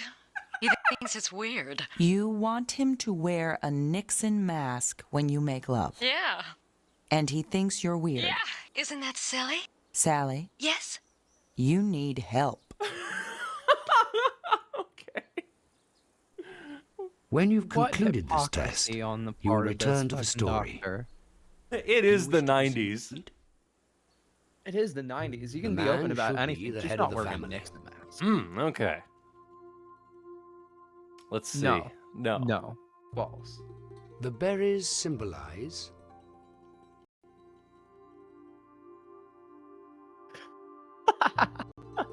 Hmm.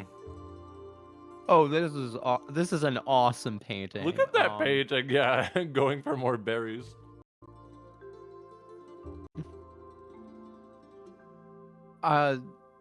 This is A bountiful harvest. A bountiful harvest. That's the only way to. should children be allowed to bang on drums? Hmm. Yes, it lets them be expressive.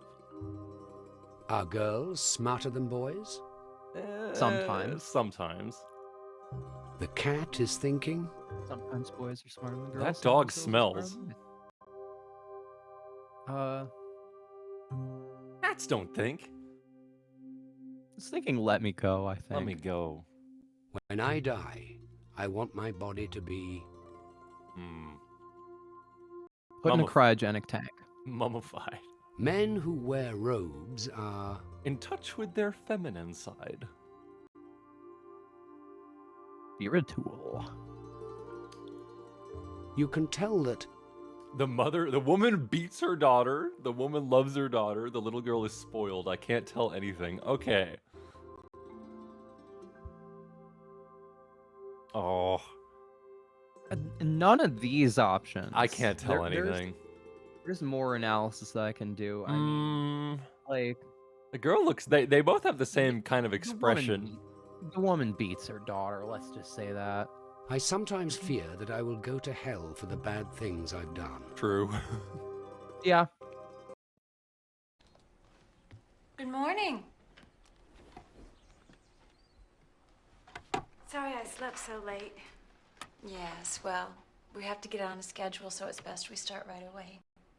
Okay. You can go upstairs and get dressed, Mr. Overton. We'll call you when we're ready. Ah. Well, go on, Michael. Michael. All right.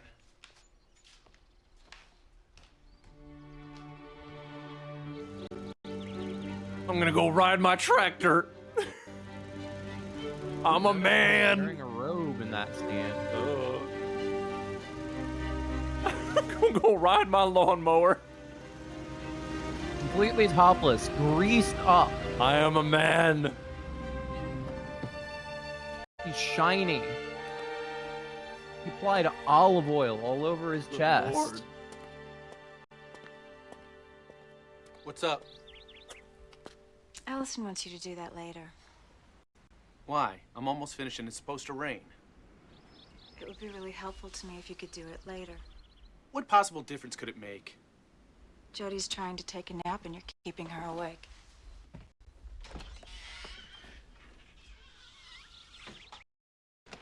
Ah.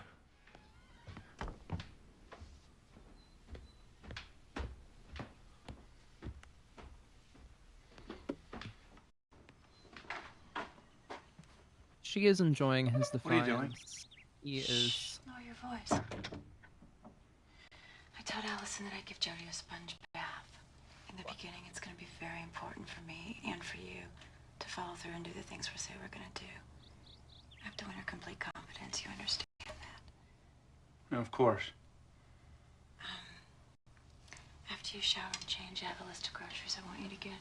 Oh my We don't need God. anything. I went shopping yesterday.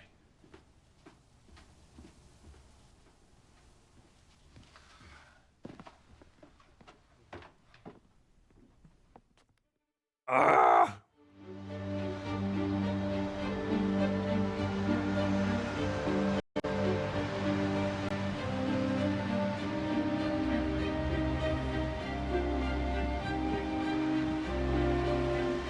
Nurse is simultaneously representing like the response and the law.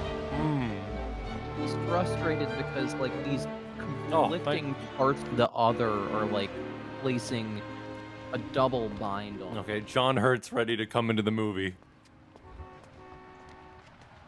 Oh, I thought that was John Hurt, damn it.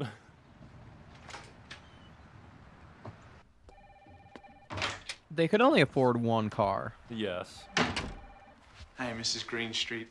I know I don't have an appointment, but I really need to speak with Dr. Turner for just a minute. He's with a patient. Oh, can I wait? Why is this movie so He's got white? a very tight schedule. I'll just be a few minutes. He's due at the state hospital immediately after this appointment, and he's running late. It's This is important set in the that I see him ultimate very briefly. timeline where like the This is an white emergency. nationalists Is your managed wife to with you? turn Oregon No. into an ethno state. I just came. Then perhaps I can schedule an appointment for you. No, look. It is an emergency. I really need to talk to him. Please have a seat. And when he's through with his session, I'll ask when he can see you. Thank you.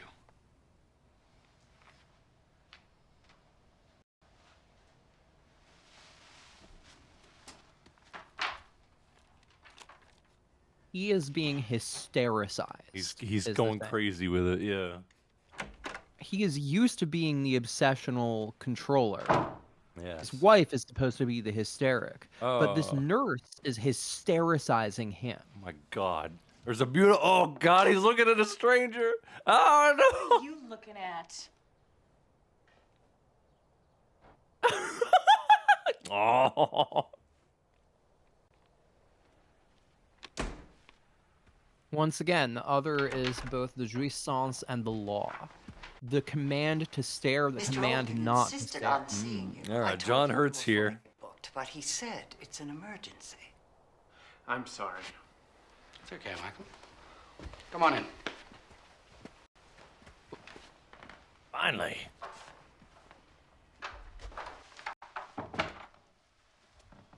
Sit down. Fun fact: this is on Letterboxd. I'm sorry. It's really not an emergency. Just the only way I could get Mrs. Greenstreet to agree to let me stay. She tries to keep me on schedule. So, what's up? Well, the therapist has arrived. I know. She called me. Oh, she did. Well, she never told me. She was critical of Allison's medication. We did discuss it. But now that she's there, then I think we stand a good chance of getting Allison off some of the drugs. Then you agree with her? You don't? I didn't think she was qualified to make those decisions. But I didn't want to appear critical of her either. I understand. She is very experienced dealing with people in trauma. How does Allison feel about her?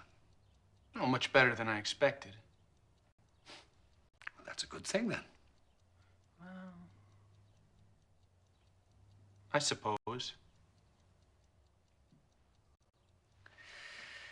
You don't like her, is that it? No, it's not that I don't like her. Has there been some kind of problem? Her methods seem unorthodox. How so? Notice the color. Well, she's very authoritarian, for one thing. She's virtually bossing me around in my own house. Yes. Catherine is used to a lot of responsibility. She was a head nurse at a very young age. She is extremely intelligent, you know. Although her name is Mrs. Randolph, I get the feeling she no longer has a husband. Divorced quite recently. Yeah. Guess she's better at solving other people's problems than her own. The failure of a partnership should not be a condemnation of the people involved, Michael. Sometimes things are just not meant to be. Of course. I don't know why I said that. Is there anything else? Yes, the most important point, actually. She seems to be humoring Allison too much. Humoring her? Yeah, I guess I expected her to be dealing in reality, but she just seems to be fostering the illusion. I mean, I just think she's going about it all wrong. Well, she is very experienced at this sort of thing. You've been dealing with Allison's condition for what? 6 months now? Yes, just over. She has an enormous task, you know. And a major step would be for her to gain Allison's trust. That's what she says. Well, she's not lying. No, I'm sure she isn't. I guess you think it's dumb for me to be so worried. Oh, of course not. But you must try not to feel so anxious. We're watching the situation very closely. Right. Well, thanks for your time. Well, hello, John Hurt. Strange seeing yourself like that. I thought I handled it rather well, though, don't you? I mean, I don't know. If I knew then what I know now, I might have altered my approach somewhat, but given the circumstances, I think my responses to Michael's concerns were, well, appropriate, to say the least. Wouldn't you agree? I don't know, John Hurt. I think something bad's happening in that house. When it comes to abortion. I'm pro-choice. Pro-choice. When it comes to How do you abortion, feel pro-life, in the pro-choice, company I of firmly highly believe in my intelligent own people? singing voice. How do you feel in the company of highly intelligent people? Stimulated. Stimulated. Michael is the kind of person who has a short fuse. Yeah. Yeah. How do you imagine Dr. Turner felt during his conversation with Michael? Concerned. Relaxed, actually. I would say... Yeah, I would say either concerned or relaxed, honestly. The word which best describes Mrs. Greenstreet is... That's the weird secretary. Snooty! Efficient. Efficient.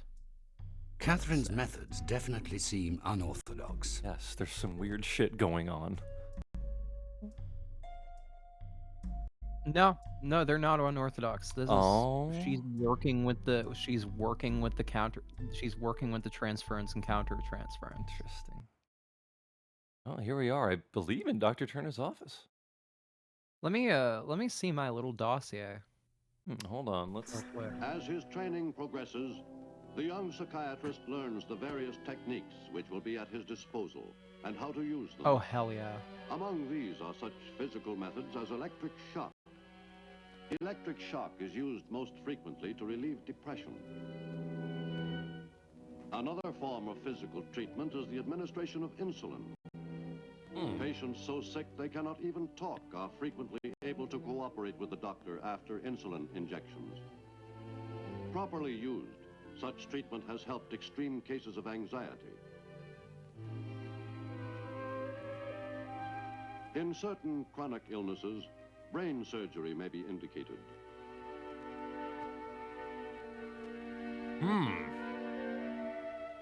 Shock therapy, for the record, is like overly demonized. Oh.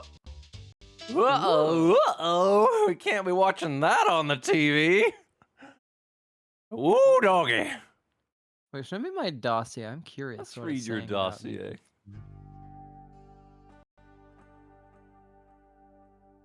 Is the... Ooh. Energy. What do they got on these goddamn dentist TVs? To make decisions about own bodies. Okay, next up. A detective's tendency towards sarcasm can be spiteful and resentful of others, shows hostile tendencies, appears to have unresolved issues. Dear me. Suggest that patient try Chinese martial arts as an instructor. You know, honestly, I've thought about that too. Yeah, let's get you into I did martial arts a bit as a kid.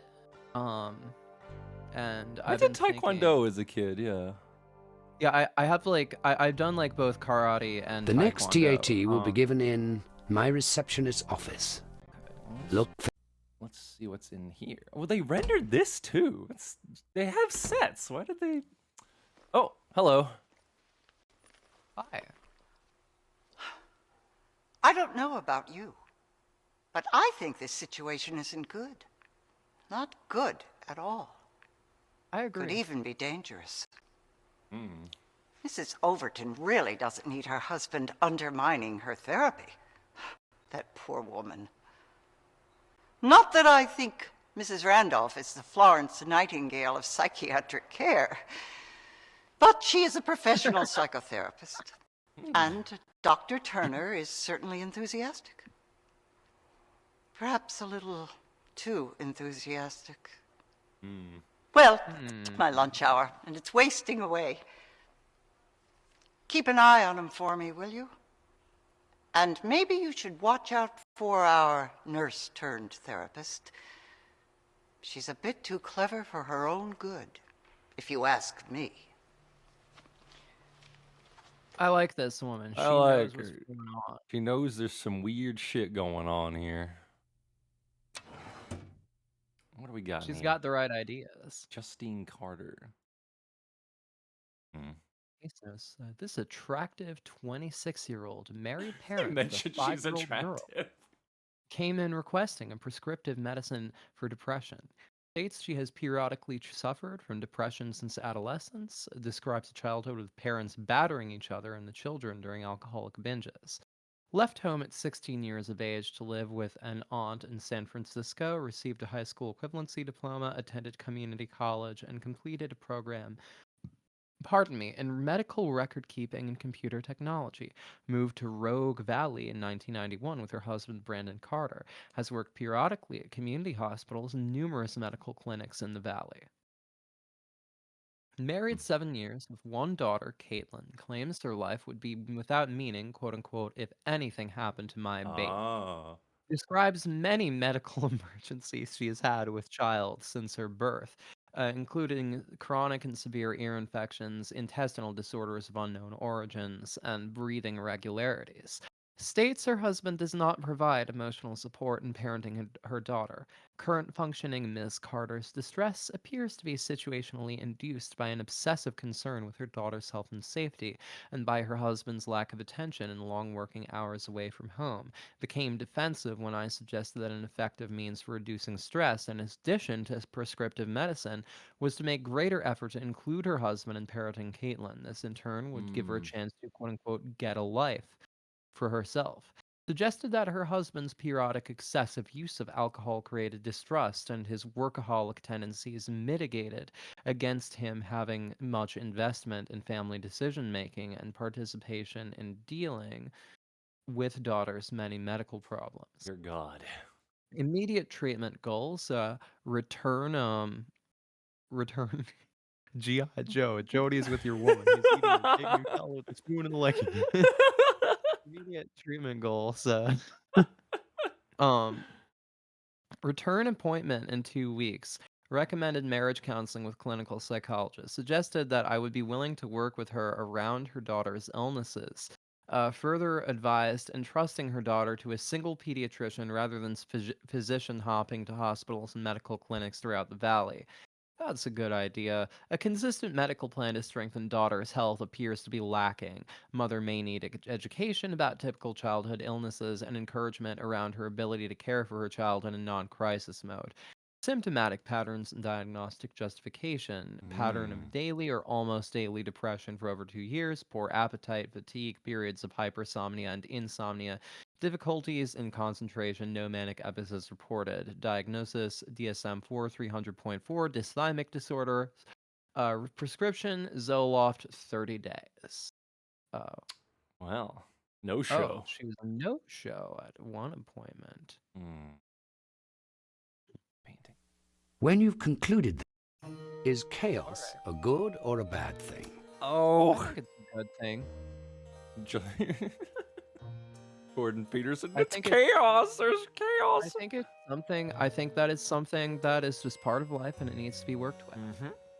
Surrealistic art disturbs me. Yes. No, it's awesome. I love it. I felt If I so was lost comfy in a watching cave, Eraserhead. I would most want to have. It's such a comfy film. Nobody. It is comfy. If I was lost in a cave, I would most want to have a flashlight, food, a rope, A friend. Yeah, and my cave diving accident. I guess if I were lost in a cave, probably either a flashlight or a rope. Alright. Modern art is mostly obscene. Nah. Nah. This image I was makes me thinking think about of this earlier. A fetus, yeah. Kinda? A circus, a monster, not all of the above is the trouble. This makes me think of all of these things. An This is a operation, fetus maybe? monster. This is a fetus monster having a surgery at the Yeah. circus. I'm gonna go with fetus. Fetus. when I look at this, I see Car wreck. Oh, actually, fireworks. I think fish guts. Kinda. Fish guts? Yeah, alright. this image makes me think of A butcher? An old man Ooh, with a- death. Maybe. old man with- None of the above. I'm gonna go with. I would say an old man with a cane, honestly. the artist who painted this. It's insane. He's a genius. Look closer at this. Yeah. Oh, it's quite a painting.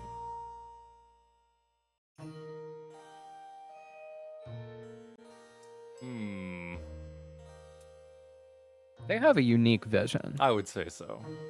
Looking at art makes me depressed because I am so untalented. Yes. No, I can paint like that if I want to. Okay. I really want to. You've seen my paintings. I have. before. They're nice. Yeah. You look so excited. What's going on? It's Jody. What about Jody? She's sitting up. She's sitting up in bed. Really? Yes. Catherine got her to do it. We were just talking about how she needed to try harder, and Catherine said she should be sitting up in bed.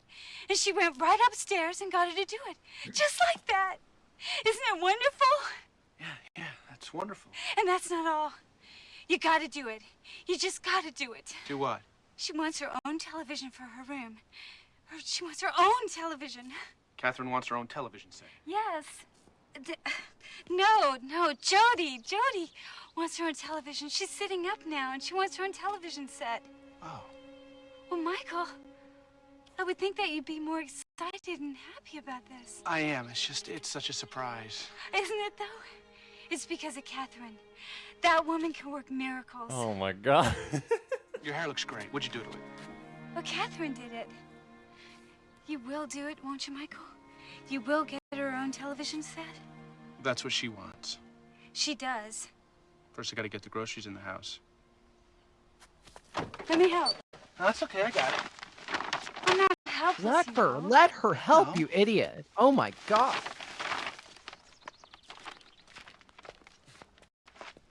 This is a man getting cooked beyond belief. You can't have control 100% of the time.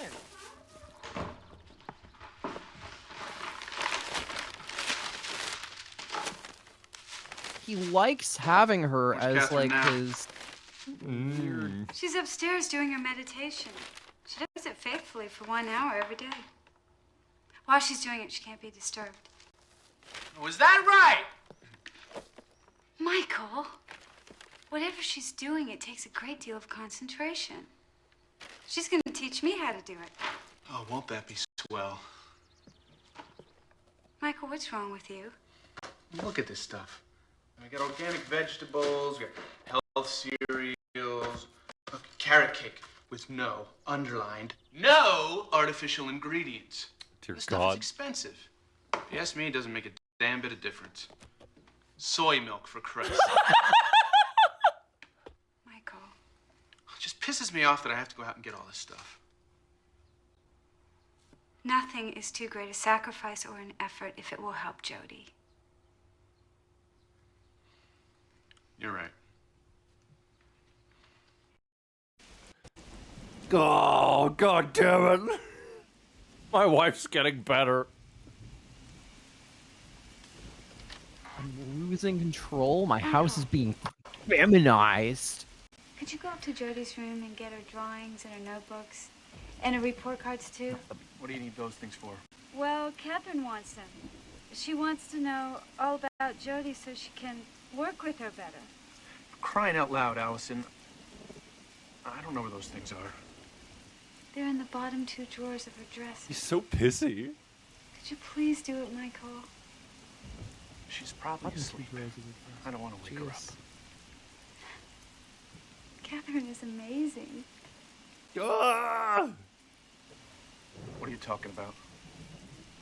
I just didn't know that she understood you so well. What do you mean? Well, she said that you would say exactly what you did. Look, Allison, if you want me to go upstairs, get Jody's stuff for school, I'll do it. It's no big deal. That's good, Michael. Thanks.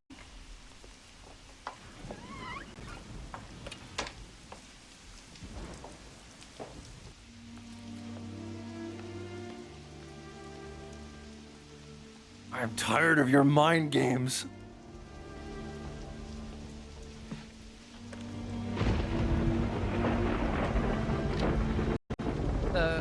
I have to say, like, during, like, the scene where he's in the psychiatrist's office, I was noticing the color grading because you could see him framed in, like, cold, stark, bluish light, and then the doctor in, like, this rich, reddish brown coloring. All right, he's got to take his house back. Take the house back, Michael.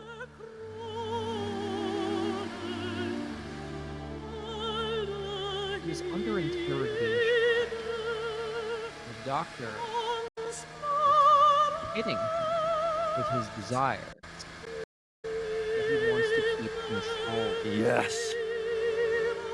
He wants to repress. Something weird's gonna happen. She's gonna fuck with him somehow. He resents this nurse because he wants things to be the same.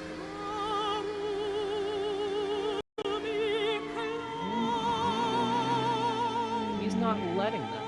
He's not. You can't like a car crash noises. And the camera's all wobbly. It just turns into Lost Highway.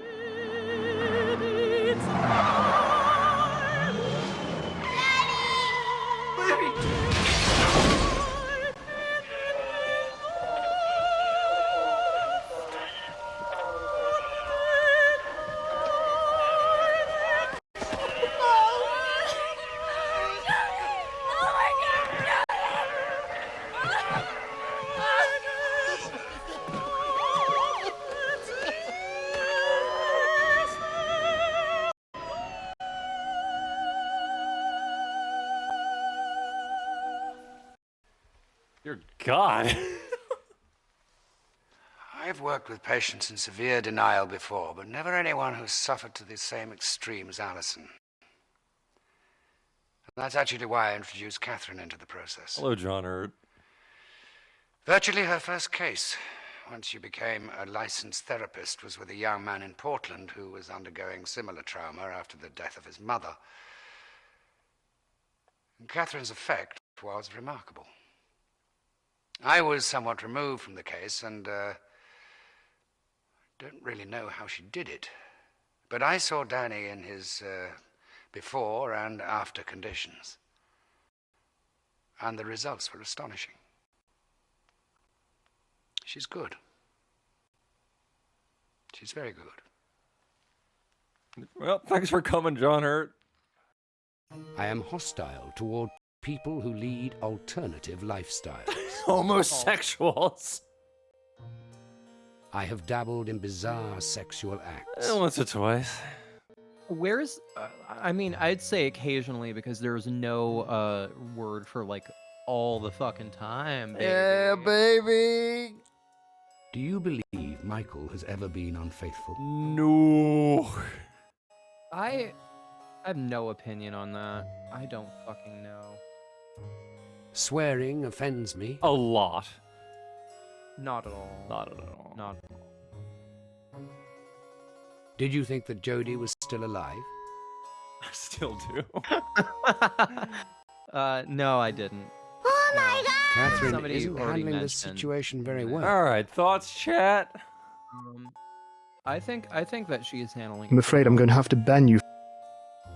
I sent you a video that Angie has never We'll play seen that at the before. end, Numb to It's about Trolls. the demonic nature of women. Cheer 100, I sent you a video that Angie has never seen before. It's about the demonic nature of women.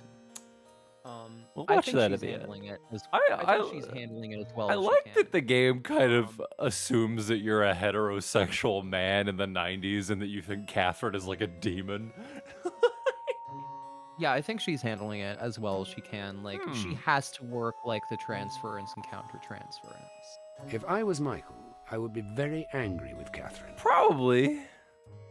If I were him... If I were him? Well, it depends on what that means, right? Like, if I were in his position, no. I would be happy that my wife is... It's hard to say. Not freaking out. Maybe it's hard to say.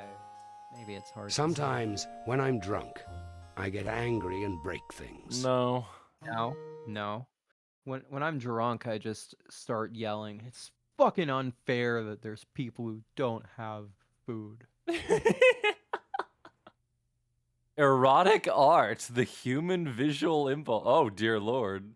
Let's start jacking off. Yeah, let's beat it. Let's beat off. Oh, that's Oh, good. no. Oh, yes, let's read this. All right, let's read about erotic art. The second level of voyeurism is the artist himself. He watches from the length of a paintbrush as bodies take shape, unveiled and uninhibited. With a few short, colorful strokes, he unlocks doors, uncovers beds, dresses or undresses people around him, putting them in positions they might never imagine themselves. Such is the case with Gabrielle d'Estrées and the Duchess de Villars, or de Villars. In this portrait, two noblewomen are captured bathing together, looking stately and jeweled and regally even in their nudity, even as one delicately tweaks the nipple of the other. It is a vision, beautiful, absurd, that the artist has seen within himself. It is his window into himself. He gazes at the two women with emotions we can only guess. The woman doing needlework in the background doesn't look up. The two ladies in the foreground look their voyeuristic creator in the eye. Oh my. Oh, nice. In Lasserre's Well, Don't Be Cruel, the artist peeks inside the boudoir to find a little foreplay and a couple's reversal of roles. The gentleman, seems shy, while his lady seems determined to get what she wants. His legs are stiffly together, hers are splayed, pushing his apart. His hand gently restrains hers. She lifts his skirt anyway. Ooh. Despite the privacy of the moment, the artist cannot look away. Okay, I'm going to bookmark Minmo 420. Yes, way of seeing. What's going on? Oh yeah, John Berger. Nice. Oh, what's this? Pills. Pills. The end of the erotic art book? Yes, it was, unfortunately. Okay. Those are the only paintings that they could license. Let's look at your psych profile. Probably comfortable around vulgar people. Does not behave violently when under the influence of alcohol. Patient wants to be a tolerant person. Maybe I'm just gay myself. Patient's emotions are overpowering at times. Yes. Suggest that patient drink a mixture of ginseng and ginger tea for increased energy. Maybe I should do that. Maybe you I should listen to John Hurt. All right, let's check the house out. I do find myself lethargic sometimes, and caffeine gets me too jittery these days. Maybe I should. I do want to see a doctor to see what can be done about that, so that I can actually enjoy caffeine again, though. All right, let's see what's on the radio. Yes, we're the viewer. We're stealing this information because we are the viewer. We have Pat on the line. Hello, Dr. Betty. Hi, Pat. What's on your mind? My husband doesn't want me anymore. Do you know why? He doesn't find me attractive. Why not? I don't know. Is there something wrong with you? I don't think so. Your husband just all of a sudden stopped being attracted to you. Yes, You don't have sex anymore? not for 2 years. And I can't figure it out. I never felt unattractive before. But now I'm starting to feel like maybe I am ugly. That maybe I've been deluding myself all of my life. Okay, here's Maybe an when people obsessive said that I was sexual beautiful, neurotic woman. they were just being nice. What do you look like? What do you mean? Describe yourself. Well, I'm very tall, about 5'10", and I have long blonde hair. I have very high cheekbones. My body is shapely. I have a 36, 24, 36 figure. A lot of men tell me I look like that Italian actress, Sophia Loren. Well, Pat, it sounds like your husband needs a healthy dose of testosterone if he can't manage to have sex with somebody who looks like you. Oh, he's having sex. With whom? With Mom. Your husband is having sex with your mother? For the past 2 years. How long have you known this? I just found out last week. I went over to Mom's house to help her change her sheets. You help your mother change her sheets? Yeah. She has trouble getting around, Oh. doing housework. You see, she weighs 600 pounds. 600 pounds? She's very big boned. And she's pushing 68. She's 68 years old? Anyway, I was looking under the bed, and I found a box of letters. Love letters from George to Mom. Very lewd love letters. Well, it's pretty simple, Pat. Your husband is a geriatric obesophile. A whatophile? He likes porking fat old women. Well, what can I do to get him back? You want him back? Are you nuts? This guy is screwing your mother. But I love him. Well, you better start feeding your face because that's the only way you're going to get him back. So go out and get a bag of potato chips, Pat. I'm Dr. Betty. Well, Oh my god. what a game. I'm so glad we played this. This is actually great. This is Why did you awesome. tell me this would be shitty? Why did you I tell me? know. I did not realize it would be great. All right, we're playing the weird Allisons. Allison's thought. No, this is fucking Jody great. sat up in bed. What a miracle. Catherine is amazing. That funny, unfocused look has gone from Jody's eyes and her old sparkle is coming back. So I asked Michael to bring up a TV for her and he laughed.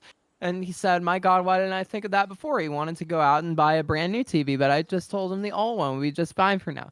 Michael and Catherine are getting along famously, and Michael joked about adding on a room for her. The strange feeling came again today, the feeling that something as bad is going to happen to Jody, and it scares me so much that I have to sit down. Actually, I have to lie down, curl up, and cover my head, and the feeling terrifies me. It's like the world turns into a nightmare, like I can't tell the difference between what's real and what isn't.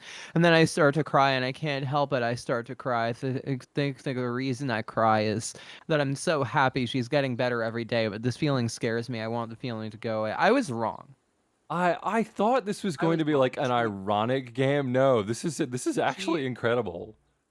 I was wrong. She is a psychotic. She is not a hysteric. Ah. It was positioning us to think like, this is like a hysteric wife, but she's not hysteric. This is like actual Chat, are we enjoying the stream so far? This is incredible, isn't it? What else is in this bedroom?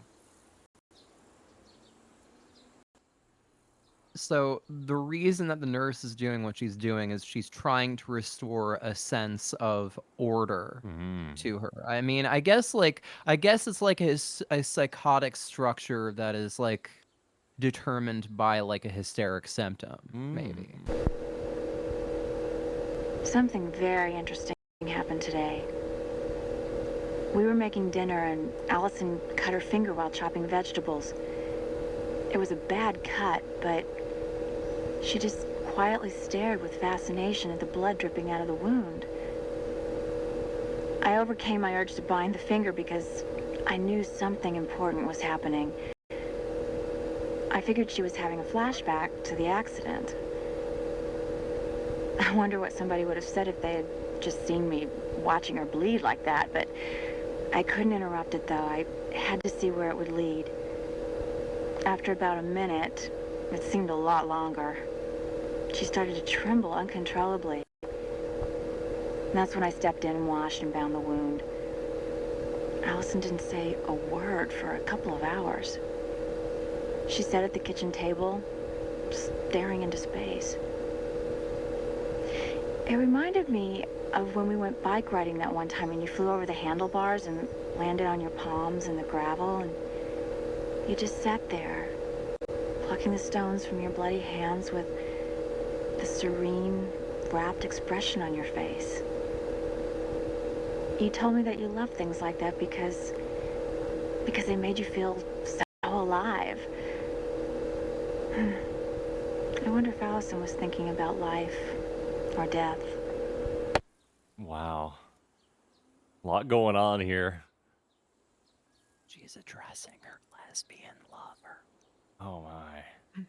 Case notes. A teenage girl was brought to the clinic by her parents for promiscuity.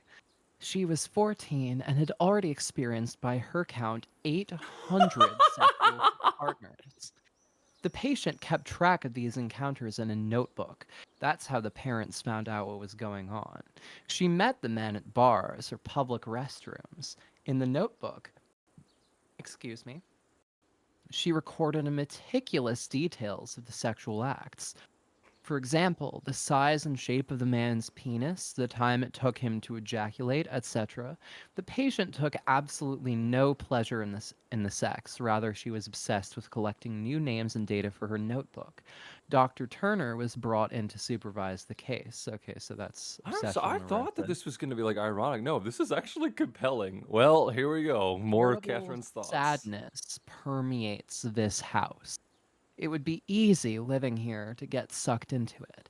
I frequently need to visualize myself showering away the sadness and watching it swirl away down the drain. While Michael and Allison have, each in their own way, struggled to cope with what happened to Jody, a distance has ripped open between them.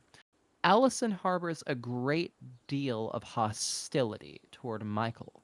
It's so all-encompassing, so overwhelming that she doesn't even recognize it, let alone understand it. Her affection for me may just be a byproduct of her anger with him. See, I told you she was working the countertransference. I see it in her eyes. I hear it in her voice when she speaks to him. She told me that she and Michael haven't been having sex. I was surprised that she revealed so much so soon. It's a sign that she trusts me, or maybe it's actually another defense mechanism. Michael's lack of sex might explain something about the attraction between us. When he came in from mowing the lawn, I could feel the heat pouring off of his naked chest. Everyone's so horny. It smelled so good, like grass and dirt. He tries to deny Allison's anger, but it's clear that she feels it on some level, can't help but feel it. He's in a lot of pain. He suffers almost as much as Allison does, maybe more. Michael wants his wife back. All of her. I know exactly how he feels. Oh, God. My principal responsibility here is Allison. But I'm going to do what I can to help them both, return them to each other as a whole and healthy human beings. They both need me as much as I need this case. The advantage of this live-in therapy arrangement is that it allows me to use whatever tools of healing I choose, rather than just the ones prescribed by those narrow-minded drug pushers that call themselves psychiatrists. Just got off the phone with Turner. Apparently, Michael's complained about me.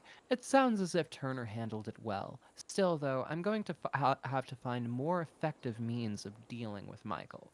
I do want to help him if he'll let me, You're but if mean. he won't, I simply can't allow him to interfere with my work with Allison. I really enjoyed working with Allison today. We spent a long time talking about Jody, and I tended to some of the basics Allison's been neglecting since the accident. I helped her groom herself and brushed and fixed her hair for her. I All couldn't help happening. but think of Colette as I did that. Oh no! About the time we bathed each other, washed and combed each other's hair. About how afterward, Colette had laid me down my bare back to the hardwood floor and taken away the towel. She asked me to stretch my arms straight up and to bring my hands Oh together so my fingertips no! pressed against each other. Between each pair of fingertips, she inserted a marble. My task, she said, was not to allow the marbles to drop, no matter where or how she touched me. She said that if one marble dropped, she'd stop. I think I'll meditate. I could use a little relaxation. I'd like to get Allison doing it. Okay, so Good lord, there's a lot of Madame psychosexual Spoon tension in this asks, house. do we know why she needs the case and There's notoriety? a And I lot say, going on in this house. I think the fundamental thing is really just like, again, she has a perverted structure. She's disavowing her castration, but she's aware that she's disavowing her castration. And she needs to be the object of desire for the other. It's that Mm. she's not what she wants is not to have her The own next desire fulfilled, but to be the fulfillment of others' desire. Yes. They're gonna reveal that she's like Look at that insane. fucking cow painting. Yeah, where's the cow? Look at the cow. What the giant fucking cow painting. The fucking medieval cow. That's awesome. That's beautiful. I love the big cow in the house. Ooh, what's this? Ooh. Extremely long transition. Oh, that's just the Carrot cake, organic carrots, organic lettuce. she's turning him into a, making him a Hey, bitch. Gay!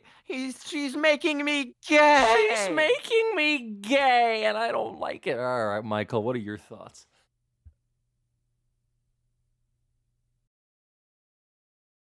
Allison and I met in college our senior year. We were instantly attracted to each other, and the sex was fantastic. After a month, we knew we were in love. She was so much fun back then, so full of life. She loved going on road trips, especially to the ocean. We never talked about marriage, but we were always saying stuff like, when we have kids or when we have a house.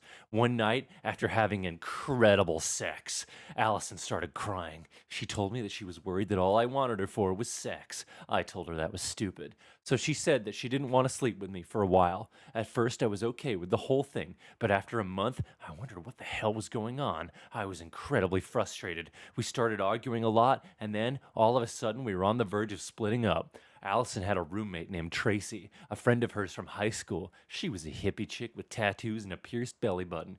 She was very pretty and she had an amazing body, and she was always flirting with me. One night, Tracy and I got really drunk and ended up in bed. The sex was great and I wanted to do it again. Tracy felt guilty though. She thought she had betrayed her friend.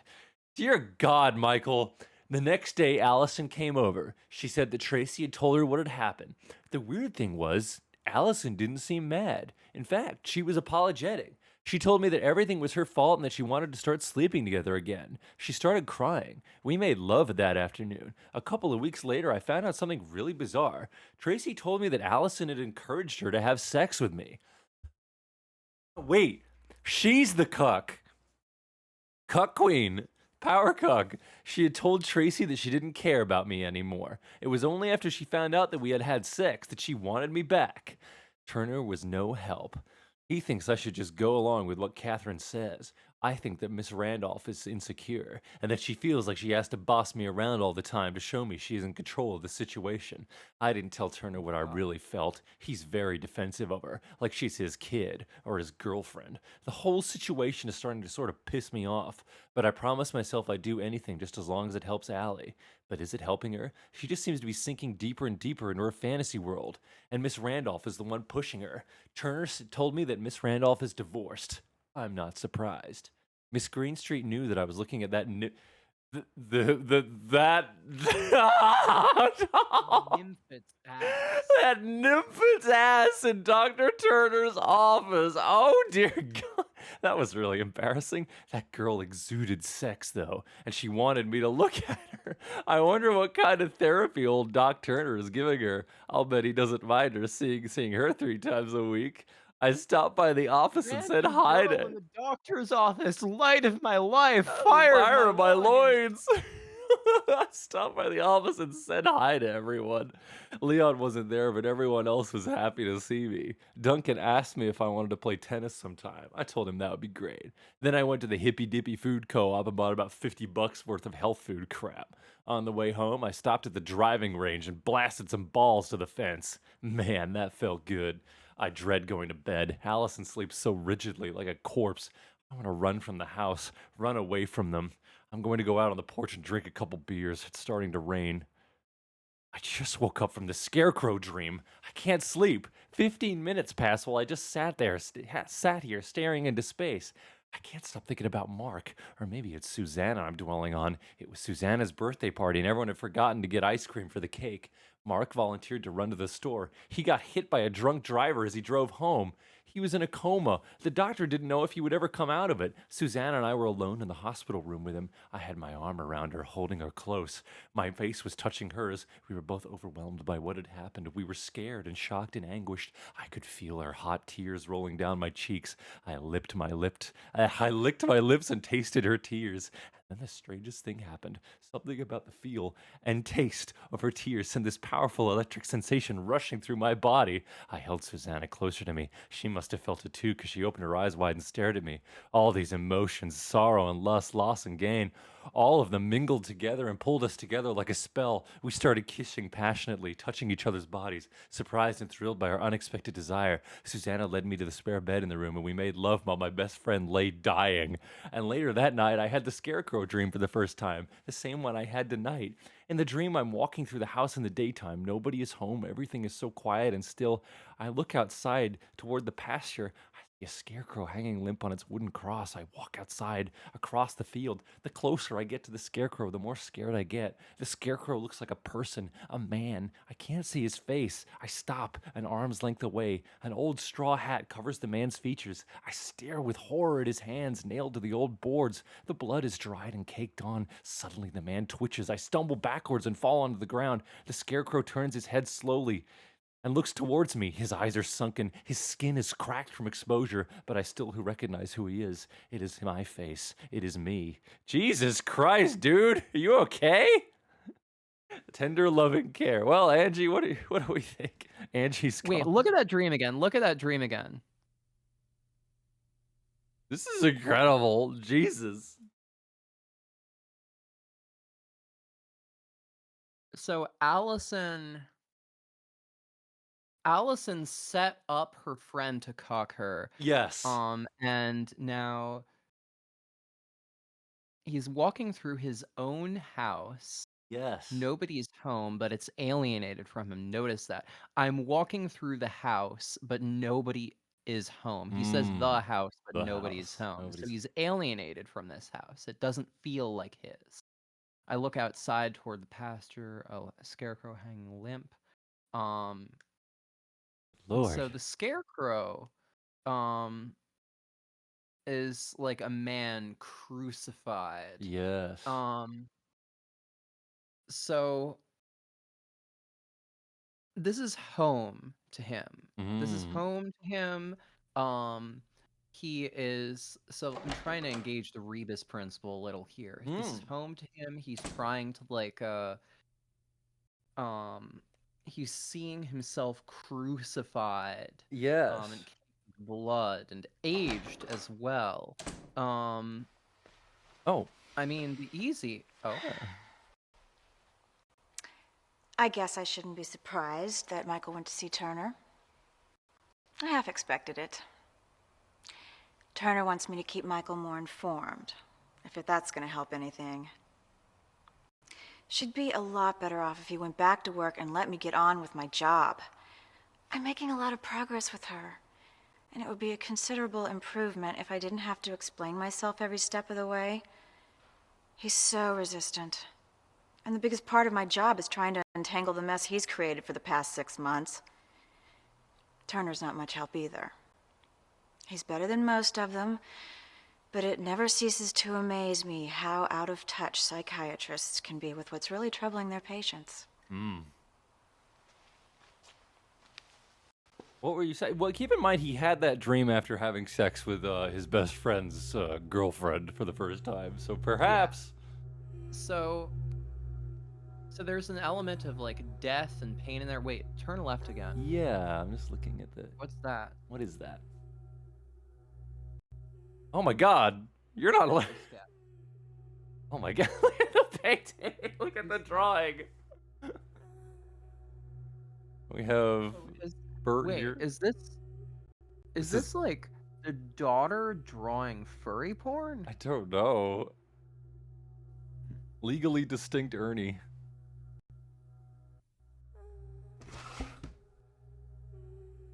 What's going on here?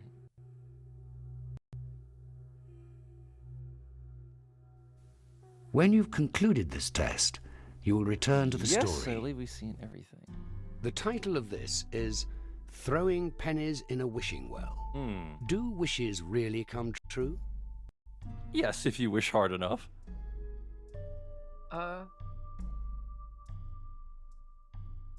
It's difficult. It's difficult because there's so many different meanings for wish. Sometimes. Sometimes. When I was a child, I was afraid of... The devil. Snakes? Dogs? Dogs for me. That looks... I'm sorry, that just looks so much like, you know, like the fucking Tracy Twyman, like, anal birthing thing. But we're not going to get into that. Dogs. Let's see. I wouldn't say dogs. I would say, you see, for me it was God, but I guess my parents, you could say. Yeah. What has the person found? Ooh. His penis.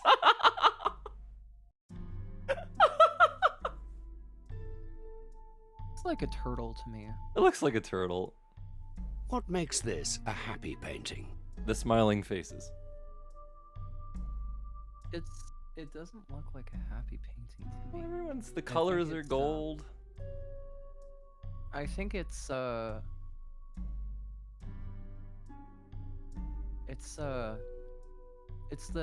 color gold. Yeah, gold is a happy color. Long car trips are... fun. They're a waste of fossil fuel.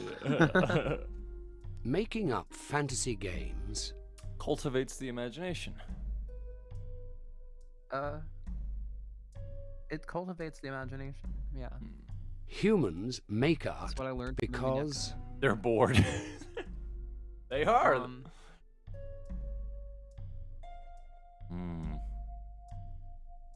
You see, like, the trouble is that my closest thought is God is speaking through their work. Yes. But that just kind of like implies like the existence of a God, and I have like more of a sort of Platonic view of it. Naturally creative, maybe. Yes. When I was a child, I was afraid of the dark. Yes. I guess so. I guess you could say so. Childhood is because you're...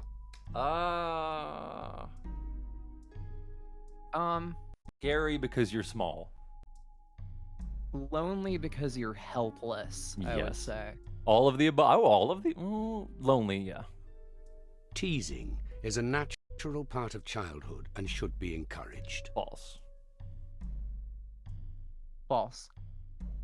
The word mom makes me feel... Happy. Sick.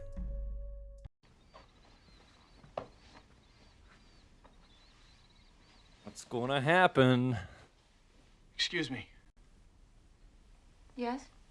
This thing with the television. What thing? Bringing a set in and actually hooking it up. What about it? Well, it's ridiculous. Oh? Why? Who's gonna watch it? Who listens when you come in and say goodnight to Jody? Is that ridiculous too? Allison does. I do it for her. You've had a depressed, dysfunctional wife for 6 months. I've been here for 2 days and you're already seeing results. And you think you know better than I do? So what do you want? Do you want me to leave? No. Then I insist that you stop interfering and let me do my work the way it needs to be done.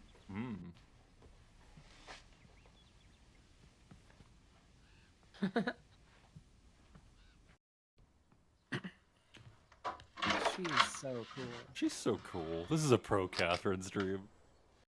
I would love to engage in lesbian relations with her. Oh! He's just being humiliated endlessly. Cock him! Cock him! Cock him! Cock him! The Cock cucking him! is relentless. What the fuck are they watching on the TV? It's done. You're watching the intro of the movie. Yeah. What's she watching? Oh, you know, the Windows screensaver maze. She'll be so excited when she wakes up, don't you think? Boy, I'm starving. It's been a long time since I've had Allison's pancakes. These are delicious. Thank you. Look wonderful, honey. I bet they have blueberries. I've just been sitting here Catherine sensually thinks we eating should get a pet blueberries for all Jody. stream. What? A little dog like Punky. Animals are out of the question. What are you thinking about? Just trying to You find live ways on a to bring huge life back to fucking the house, estate, Mr. dude. You Overton. can handle an animal. You can handle an animal. She's right, Michael. Yeah, but with Jody so confined, it might be too much of a tease. Or an inspiration. We could get one just like Punky. Okay. Go to the animal shelter. I'll see if they have one like Punky.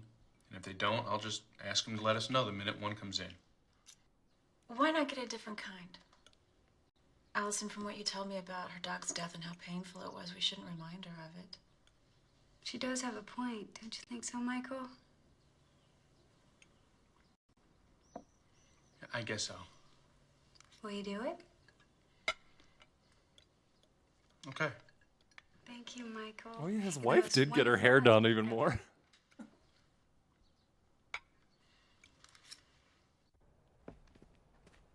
See with the patient? No, but no, you can't go in there. Look, Mrs. Greenstreet, I just need 5 minutes of his time. It's important. What is it, Michael? I'm sorry to barge in on you like this, Dr. Turner, but Mrs. Randolph is really going too far. I thought she was doing rather well. She had me put a television in Jody's room, and now she's making me go to the animal shelter to get a dog. A dog? Yes, for Jody. Can you believe it? Michael, Mrs. Randolph, Catherine does know what she's doing. I don't think so. Really? Come on in. Ah! Hello, Michael.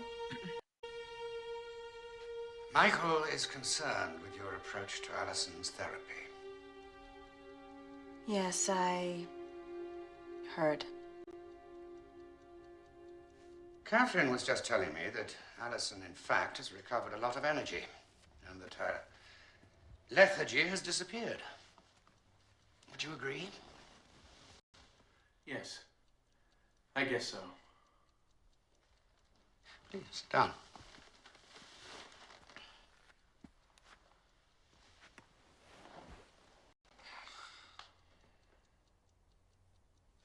You seem unsure. Yes, she has a lot of energy. She's also free of any indication of depression. Well, that sounds good. That sounds very good. Is this true, Michael? That's how it appears to be, but Allison still believes that our daughter's alive, and Catherine's making it worse. Sorry, making what worse? Her condition. Your wife is actually showing some initial signs of recovery. Michael, returning to normal for Allison is going to be a complex and delicate journey. Now, I can see that you're feeling left out, but you can be very helpful in her recovery. And what's needed most, indeed the most essential ingredient, is your cooperation. Then you think I should do what Catherine says? Yes, I think it would be most helpful. And I should get her the dog. Yeah, I think it's a wonderful idea.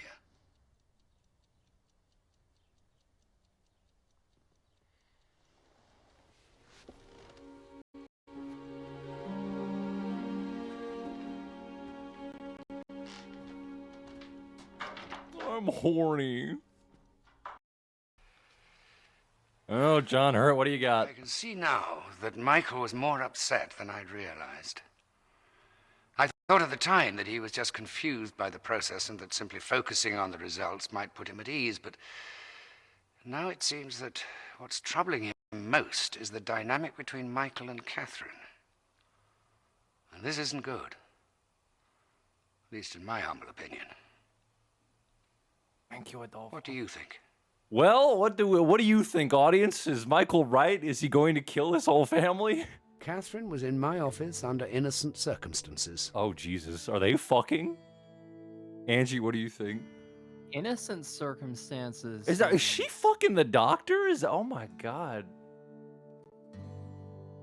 Sure. I disagree. She's doing some sexual shit. No, she's up to some shit. Agree. No, I say I agree. We're psychoanalyzing me with this. Yes, it's true. Probably. Yeah, and that's fine. Ooh.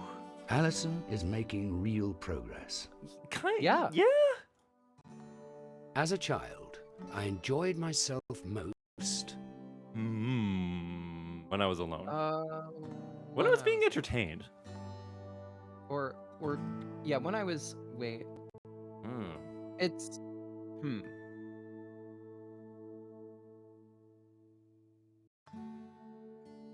My happiest memories of childhood are when I was with people away from family. So that last Participating in an event? Yeah, that might be it. Yeah. Catherine is acting in Allison's best interest. I think she's acting in her best interest. Ooh, I don't know. Catherine's up to something. I think she is. Okay. My sexual appetite is ravenous.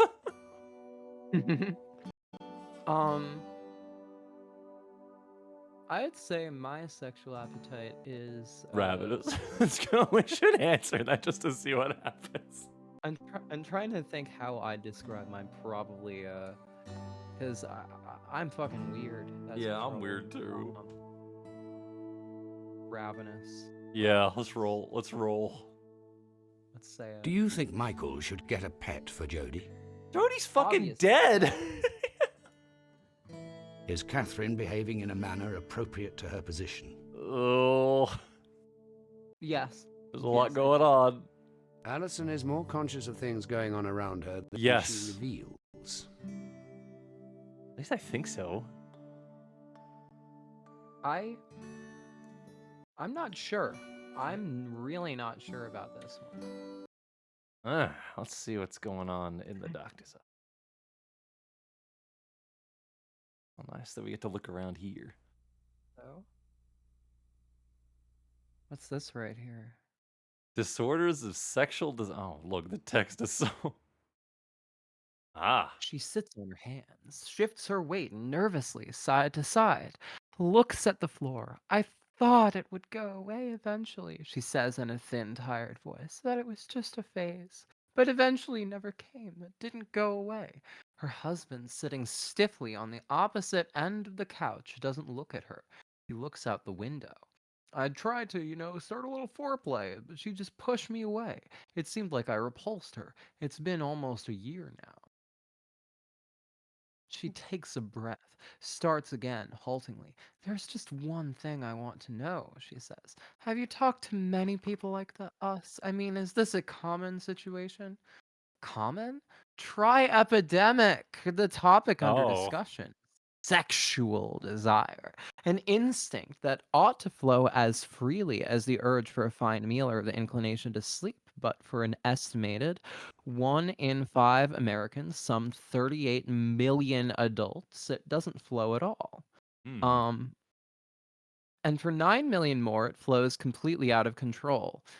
Sexual, well, this is someone says this is just all the note departs from from the part of Higurashi, but sexual. I'm just Yes. thinking.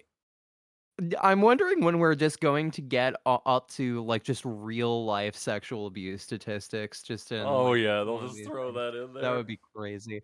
Sexual desire disorders are now constitute the leading problem in clients seeking sex therapy, while anorgasmia in women and premature ejaculation in men once dominated the practice. Now, as a result of the pioneering research of Dr. William Masters and Virginia Johnson in the 1960s, people suffering from such conditions can readily find self-help solutions. Today, says Dr. Deborah Manning, director of the Human Sexuality Program at Whaler College in Pittsburgh, sex therapists are seeing the more elusive problems. Mm. It's unclear whether the surge in the number of Americans seeking help reflects an actual rise in desire disorders or whether such problems have simply become more visible. During the 1960s, popular expectations of sex changed in profound ways. As a result of the birth control pill, women could, for the first time in history, separate sex from fears of pregnancy. That's where it all went wrong. Simultaneously, new cultural messages glorified casual sex.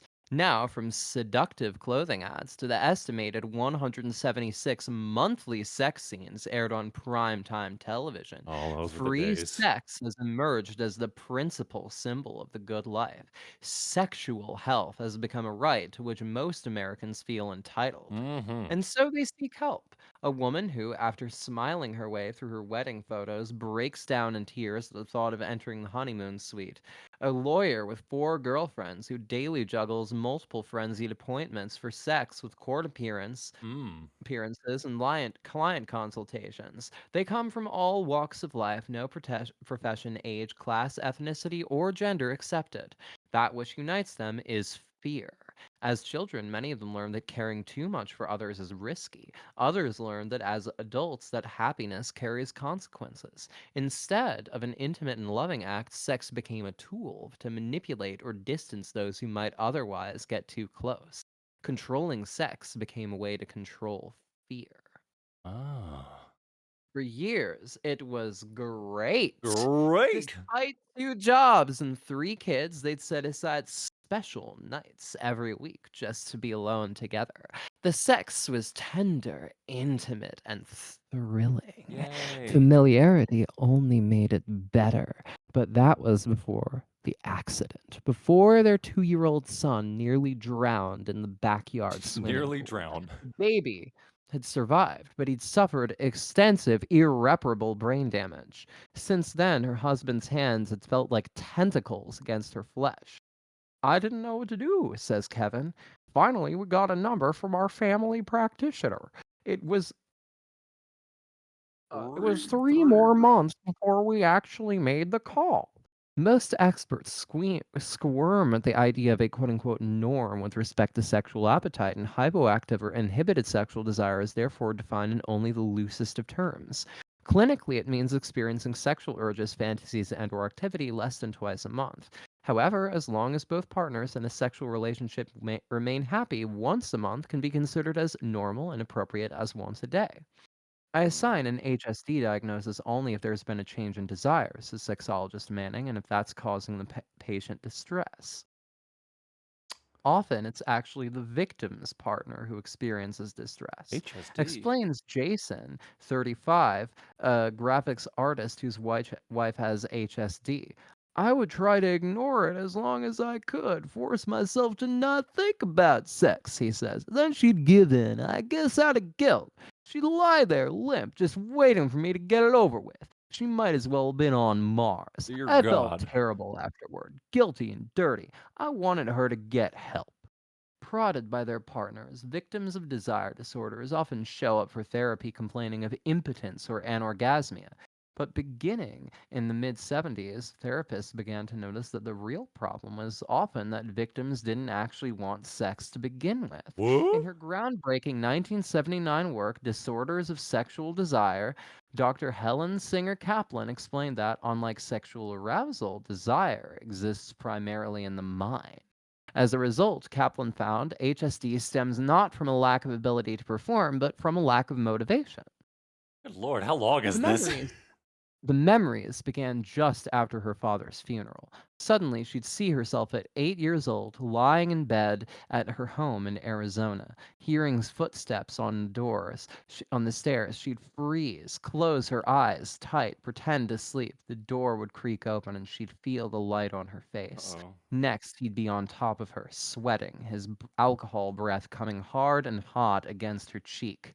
She never told anyone. Her mother warned that little girls who touched themselves or allowed others to touch them were going to hell. Years later, after marrying, Justine never experienced an orgasm with her husband, and when the memories came, she shut down altogether. Damn. The roots of desire disorders are often acquired during childhood. Many sufferers report having endured sexual, physical, and/or emotional abuse. According to Dr. Jeffrey Gill, who has conducted extensive research on deviant sexuality, children raised in homes where sex is viewed as evil or sinful and where harmless activities such as playing doctor are viciously punished are likely to grow up with warped or at the very least fragile sexual identities. In girls, he says, instinctive lust is often damaged beyond repair, if not extinguished completely. In boys, sex gets abnormally rechanneled. Oh no, you become abnormal. In other cases, the core problem lies less in historical than in present personal experience, a family tragedy, for example, or a marriage from which love has long since departed. Marital difficulties, explains Manning, underlies many as half of desire disorder cases. Often the problem stems from suppressed anger. Sometimes partners don't even consciously realize the extent of their rage with one another, says Manning. They come in smiling, they're polite to one another, but there's fury in their eyes. Childbirth, stress, and depression can also precipitate low sexual desire, but often in these cases, the sexual problem resolves itself with time or with the lifting of the stress or depression. A minority of cases, roughly 15%, can be attributed to medical conditions such as hormone deficiencies or diabetes. And certain antidepressants and antihypertensives can also squelch desire. These cases typically respond readily to simple medical treatments such as hormone replacement therapy. I'm sure our audience knows a lot about that. Most cases of HSD, however, are significantly more difficult to treat. Oh my god, hang on. Oh, for fuck, we are not reading all this shit. Jesus. God. Oh my god. All right, that'll do. Religious zealots. God Yeah, damn. let's look at one of these case histories. Allison Overton. Oh yes, we know about Allison and how Age fucked up she 28, is. married, yes. See intake interview from Michael Overton. Physical disabilities, none. Medications, Seconal and Valium. Seconal, I recognize that name. Let me just double check. Isn't that an Oh, that is a What the fuck are they doing? Putting What are her they- on both a barbiturate and, oh my god, a barbiturate and a benzodiazepine. That's Good insane. I'm lord. sorry. Oh, we Wait, know go all back. this. Go back one. Prior to automobile. Oh, she had postpartum depression. Has been under the care of Dr. Canby at Providence Hospital since an automotive accident. Okay, next.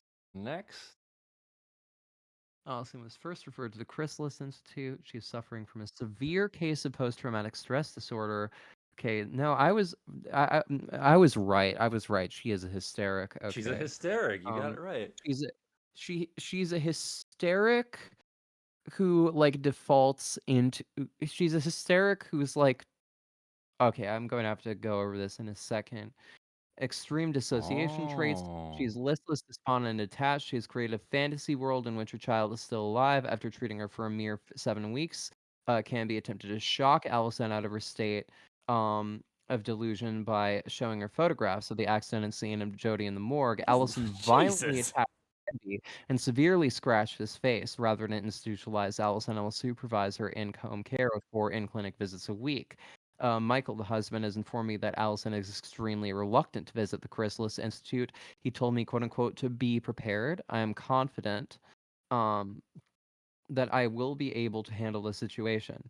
Canby is a wretched fool. I must get his invitation to the upcoming Pacific Northwest psychiatric retreat revoked.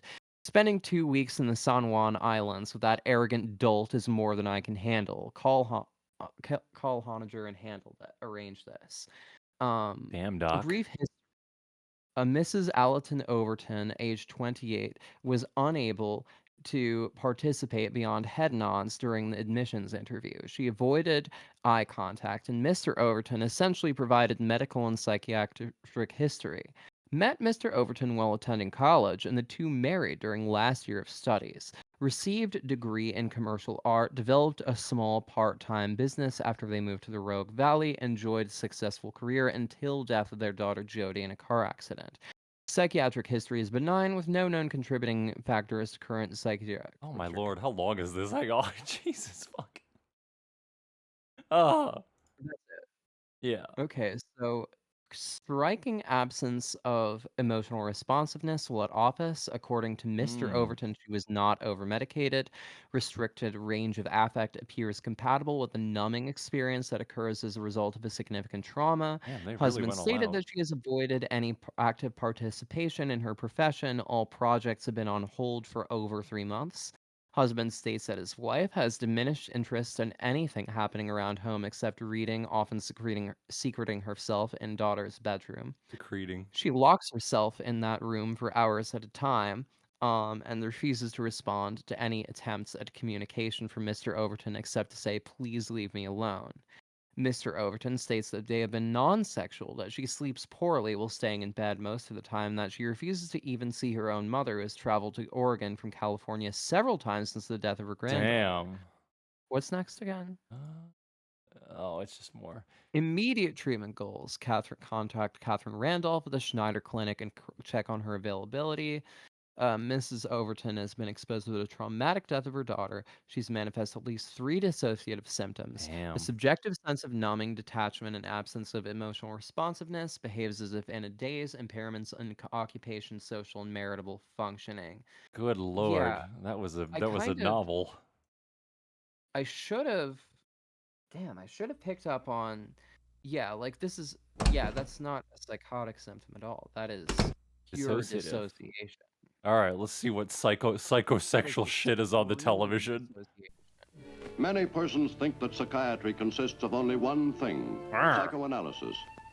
Actually, psychoanalysis is a prolonged and very specialized form of treatment. It properly can be given only by a doctor qualified as a psychiatrist and fully trained in the exact specialty of psychoanalysis. Treatment may go on for years. What's going on? Oh no. I'm so excited. I can't wait till Michael gets back. A dog! Can you imagine? Jody will be so happy. Everything is much better since Catherine's arrived. I'm sorry. I just never thought I'd feel this hopeful again. It's wonderful. Who taped over this? I just can't. Here is the wise old man of medicine, beloved Dr. Zero. Oh, One God. of the prerequisites of being a good doctor is to be sure the staff is on their... What the fuck? What's this? Either we've just been invaded or there's an emergency. What is happening?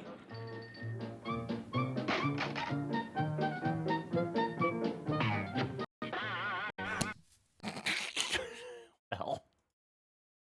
This is incredible. Ooh. When you've concluded this test, you will return to the story. Do you wish to proceed? Yes, I do. Why Oh. don't we dabble a bit in the realm of the psychic? Here's a little game to test your powers of extrasensory perception. Okay. You will observe 4 cards face up on my table and a 5th card that is face down. Look at the symbols on the face of the up cards. Square, triangle, circle, plus sign. The face down card is one of these 4. This is what I want you to do. Concentrate. Use all your psychic abilities. Form a mental picture of the hidden card and tell me what symbol is on He's a its Sony face. pony. Make your choice by clicking on one of the 4 up cards. The image on the face down card will be changed after each turn. Oh God, what's going on?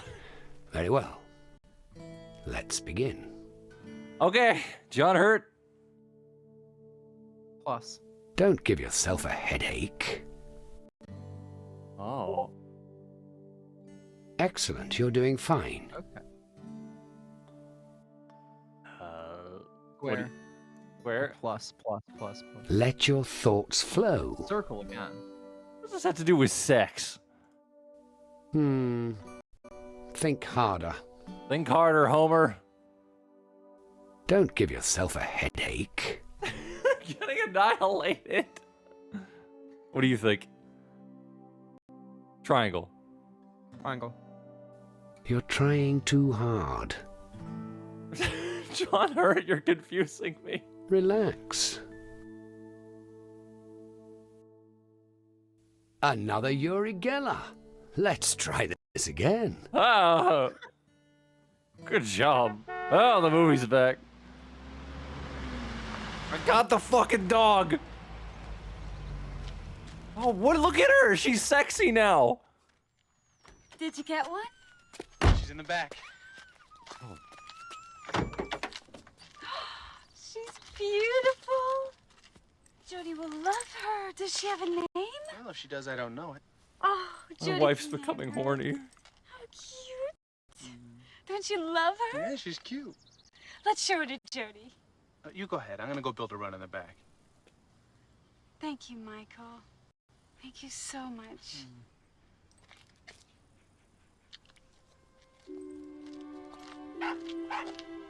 Rocky, who called you Israeli? No. Oh, fuck. What's going on?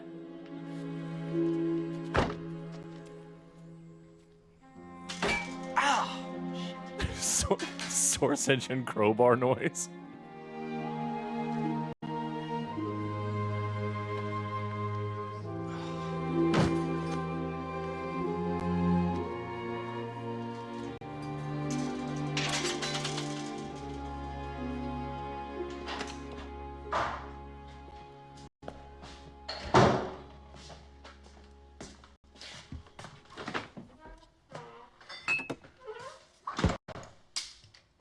Allison!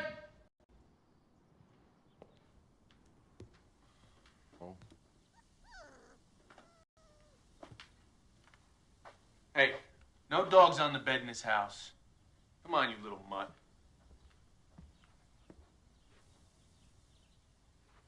Whoa. What's that? I rescued you from the pound, remember? You'll regret that. Looking at a dog. Allison?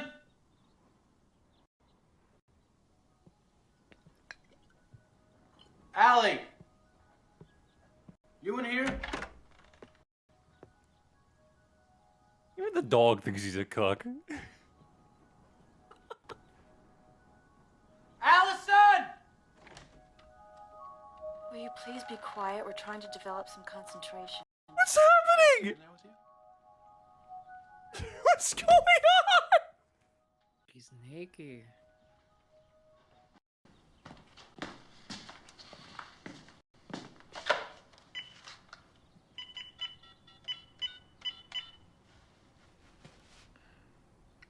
Leon, it's Michael. Not too bad. How about yourself? Well, we've taken on a full-time nurse. Seems to be working out well enough where I think I can finally come back to work. Thanks, Leon. I appreciate it. Well, she's a therapist, actually. daughter me. Oh, I'd say she has things under control, to say the least. It's going great. Okay. Great. I'll see you tomorrow. Work on my webcomic. To quote a daughter me and Jody Mania. decided to name her new dog Punky, even though she looks nothing like the first Punky. What does Catherine have to say about that? Oh, she thinks it's a good choice. You know, I was looking for you earlier, but I guess you were in Catherine's room. She's teaching me meditation. What was it like? It's wonderful. No, I mean, what did you do? We meditated. What's meditation all about? Oh, dear God. I didn't know you had such an interest in meditation, Mr. Overton. I'm curious about a lot of things. Perhaps you should try a session with me. I don't think Michael's quite ready for that yet. You know, I'm thinking about going back to work tomorrow. That's wonderful, Michael. You need to get out of the house more. You're getting too serious. Okay, fine. And tomorrow you're on your own. Not exactly. I've got Catherine to take care of me. What's going on? Well, things really are looking up. The 3D teapot behind him. Extremely well. Michael's going back to work. That Catherine really is impressive. Though I can't help but be a little curious about her meditation sessions with Alison. Wonder what they're actually doing in there. Don't you?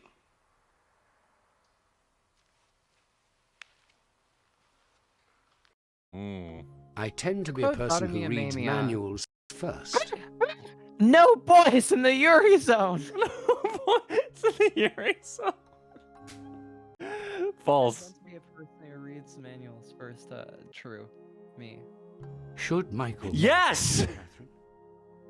Yes. Was Alison naked during her meditation Oh, session? God. Yes. Yes. I think I have a No. Yes. I don't think I have it. I don't think I have a tumor. I don't. Yes, you do.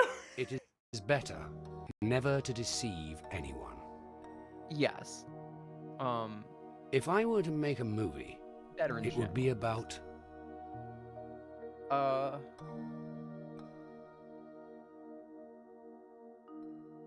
None of these, actually. I guess human relationships, maybe. Dear V. My Well, throat is feeling real itchy. My throat is feeling real itchy. I feel like people are out to get me. All right, well, what's gonna happen, chat? You'll have to find out on the next Kimono Friend Zone. Angie, you've been absolutely wonderful as our psychic guide for this episode. I can't wait. I can't wait. We're gonna read your character notes before we finish. He adamantly opposed to lying. Has Yes, we feeling will of do the serious video. health problems. You told me. No. What's next? Might enjoy making fun of others. Sometimes lacks tact. Has a tendency to make others defensive. Interesting. Suggests that patients seek deep massage therapy for release. That would work. For That me. would work. Oh my. Well, we'll be back next week with more tender loving care. Thank you everyone for do you have coming. any, like, before you sign off, real quick, do you have any like last questions for me? Do you have anything you want to plug, Angie? I don't have anything I want to plug right now yet. But that's about it. That's about it. That's about If you have it. any other questions about like what psychoanalytic details I can give. Yes. Well, who do you think is the villain of this story? Do you think it's Michael, or do you think Catherine is deceitful?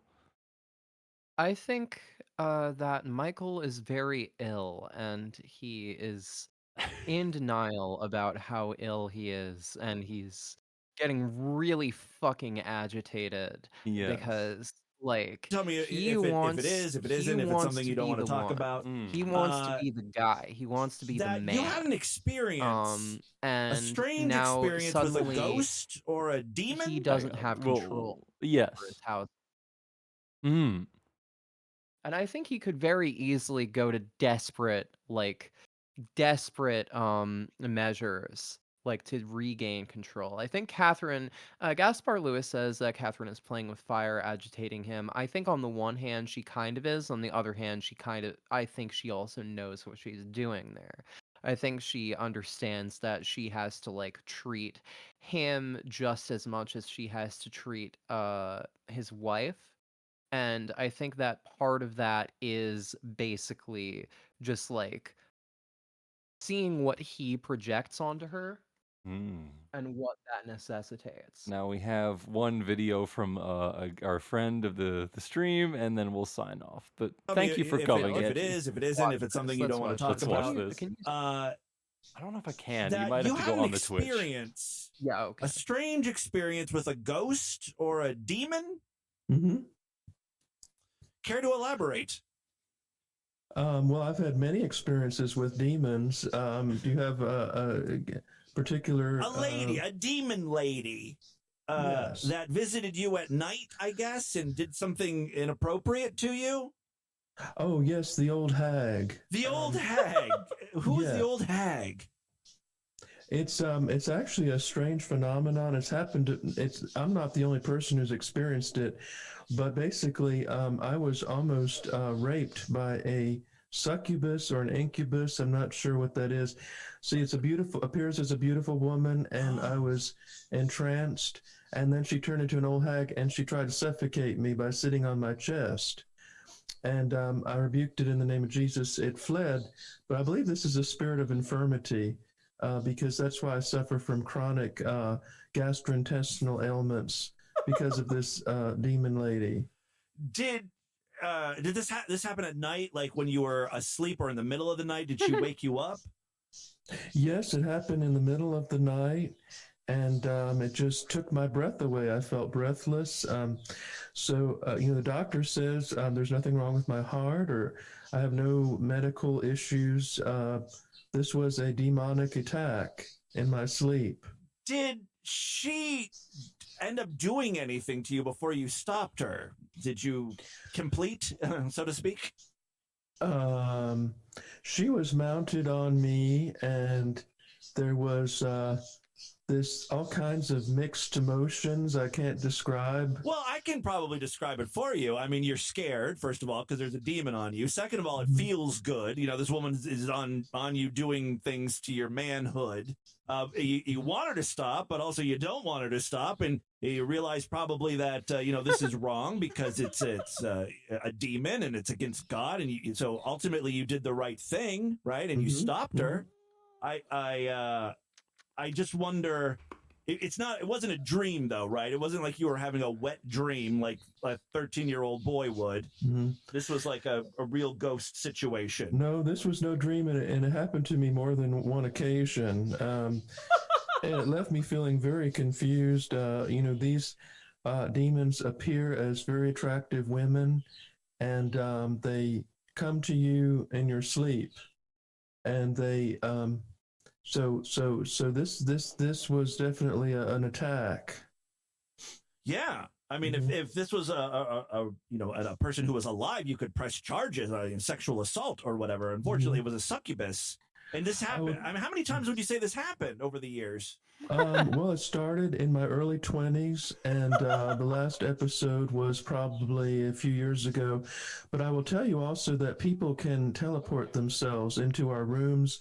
There are people that, I've seen other demons. Hey, real quick, I'm so sorry, Meat. I'm so sorry to interrupt you. I just wanted to get this right. You were in college. I forgot. I'm writing this down. You're a science major? General science. Okay, I'm sorry. Go on with the story about how you were raped by a succubus. Yes, well, people have into witchcraft can teleport themselves into your vicinity, and I've seen many things that I believe were people using teleportation. to enter my room and disturb my sleep. So the best way to get rid of these things is to rebuke them. And also you can use holy water. I have the Bible next to my bed. You should also avoid looking at anything like any kind of, things on the internet that might invite these things. Because porn. You're talking about like saucy things or satanic things, right? Well, simply just looking at a bikini model can invite these demon women or whatever they are. It wasn't. Good night, everybody. Take care of yourselves. Thank you, Angie. Thank you.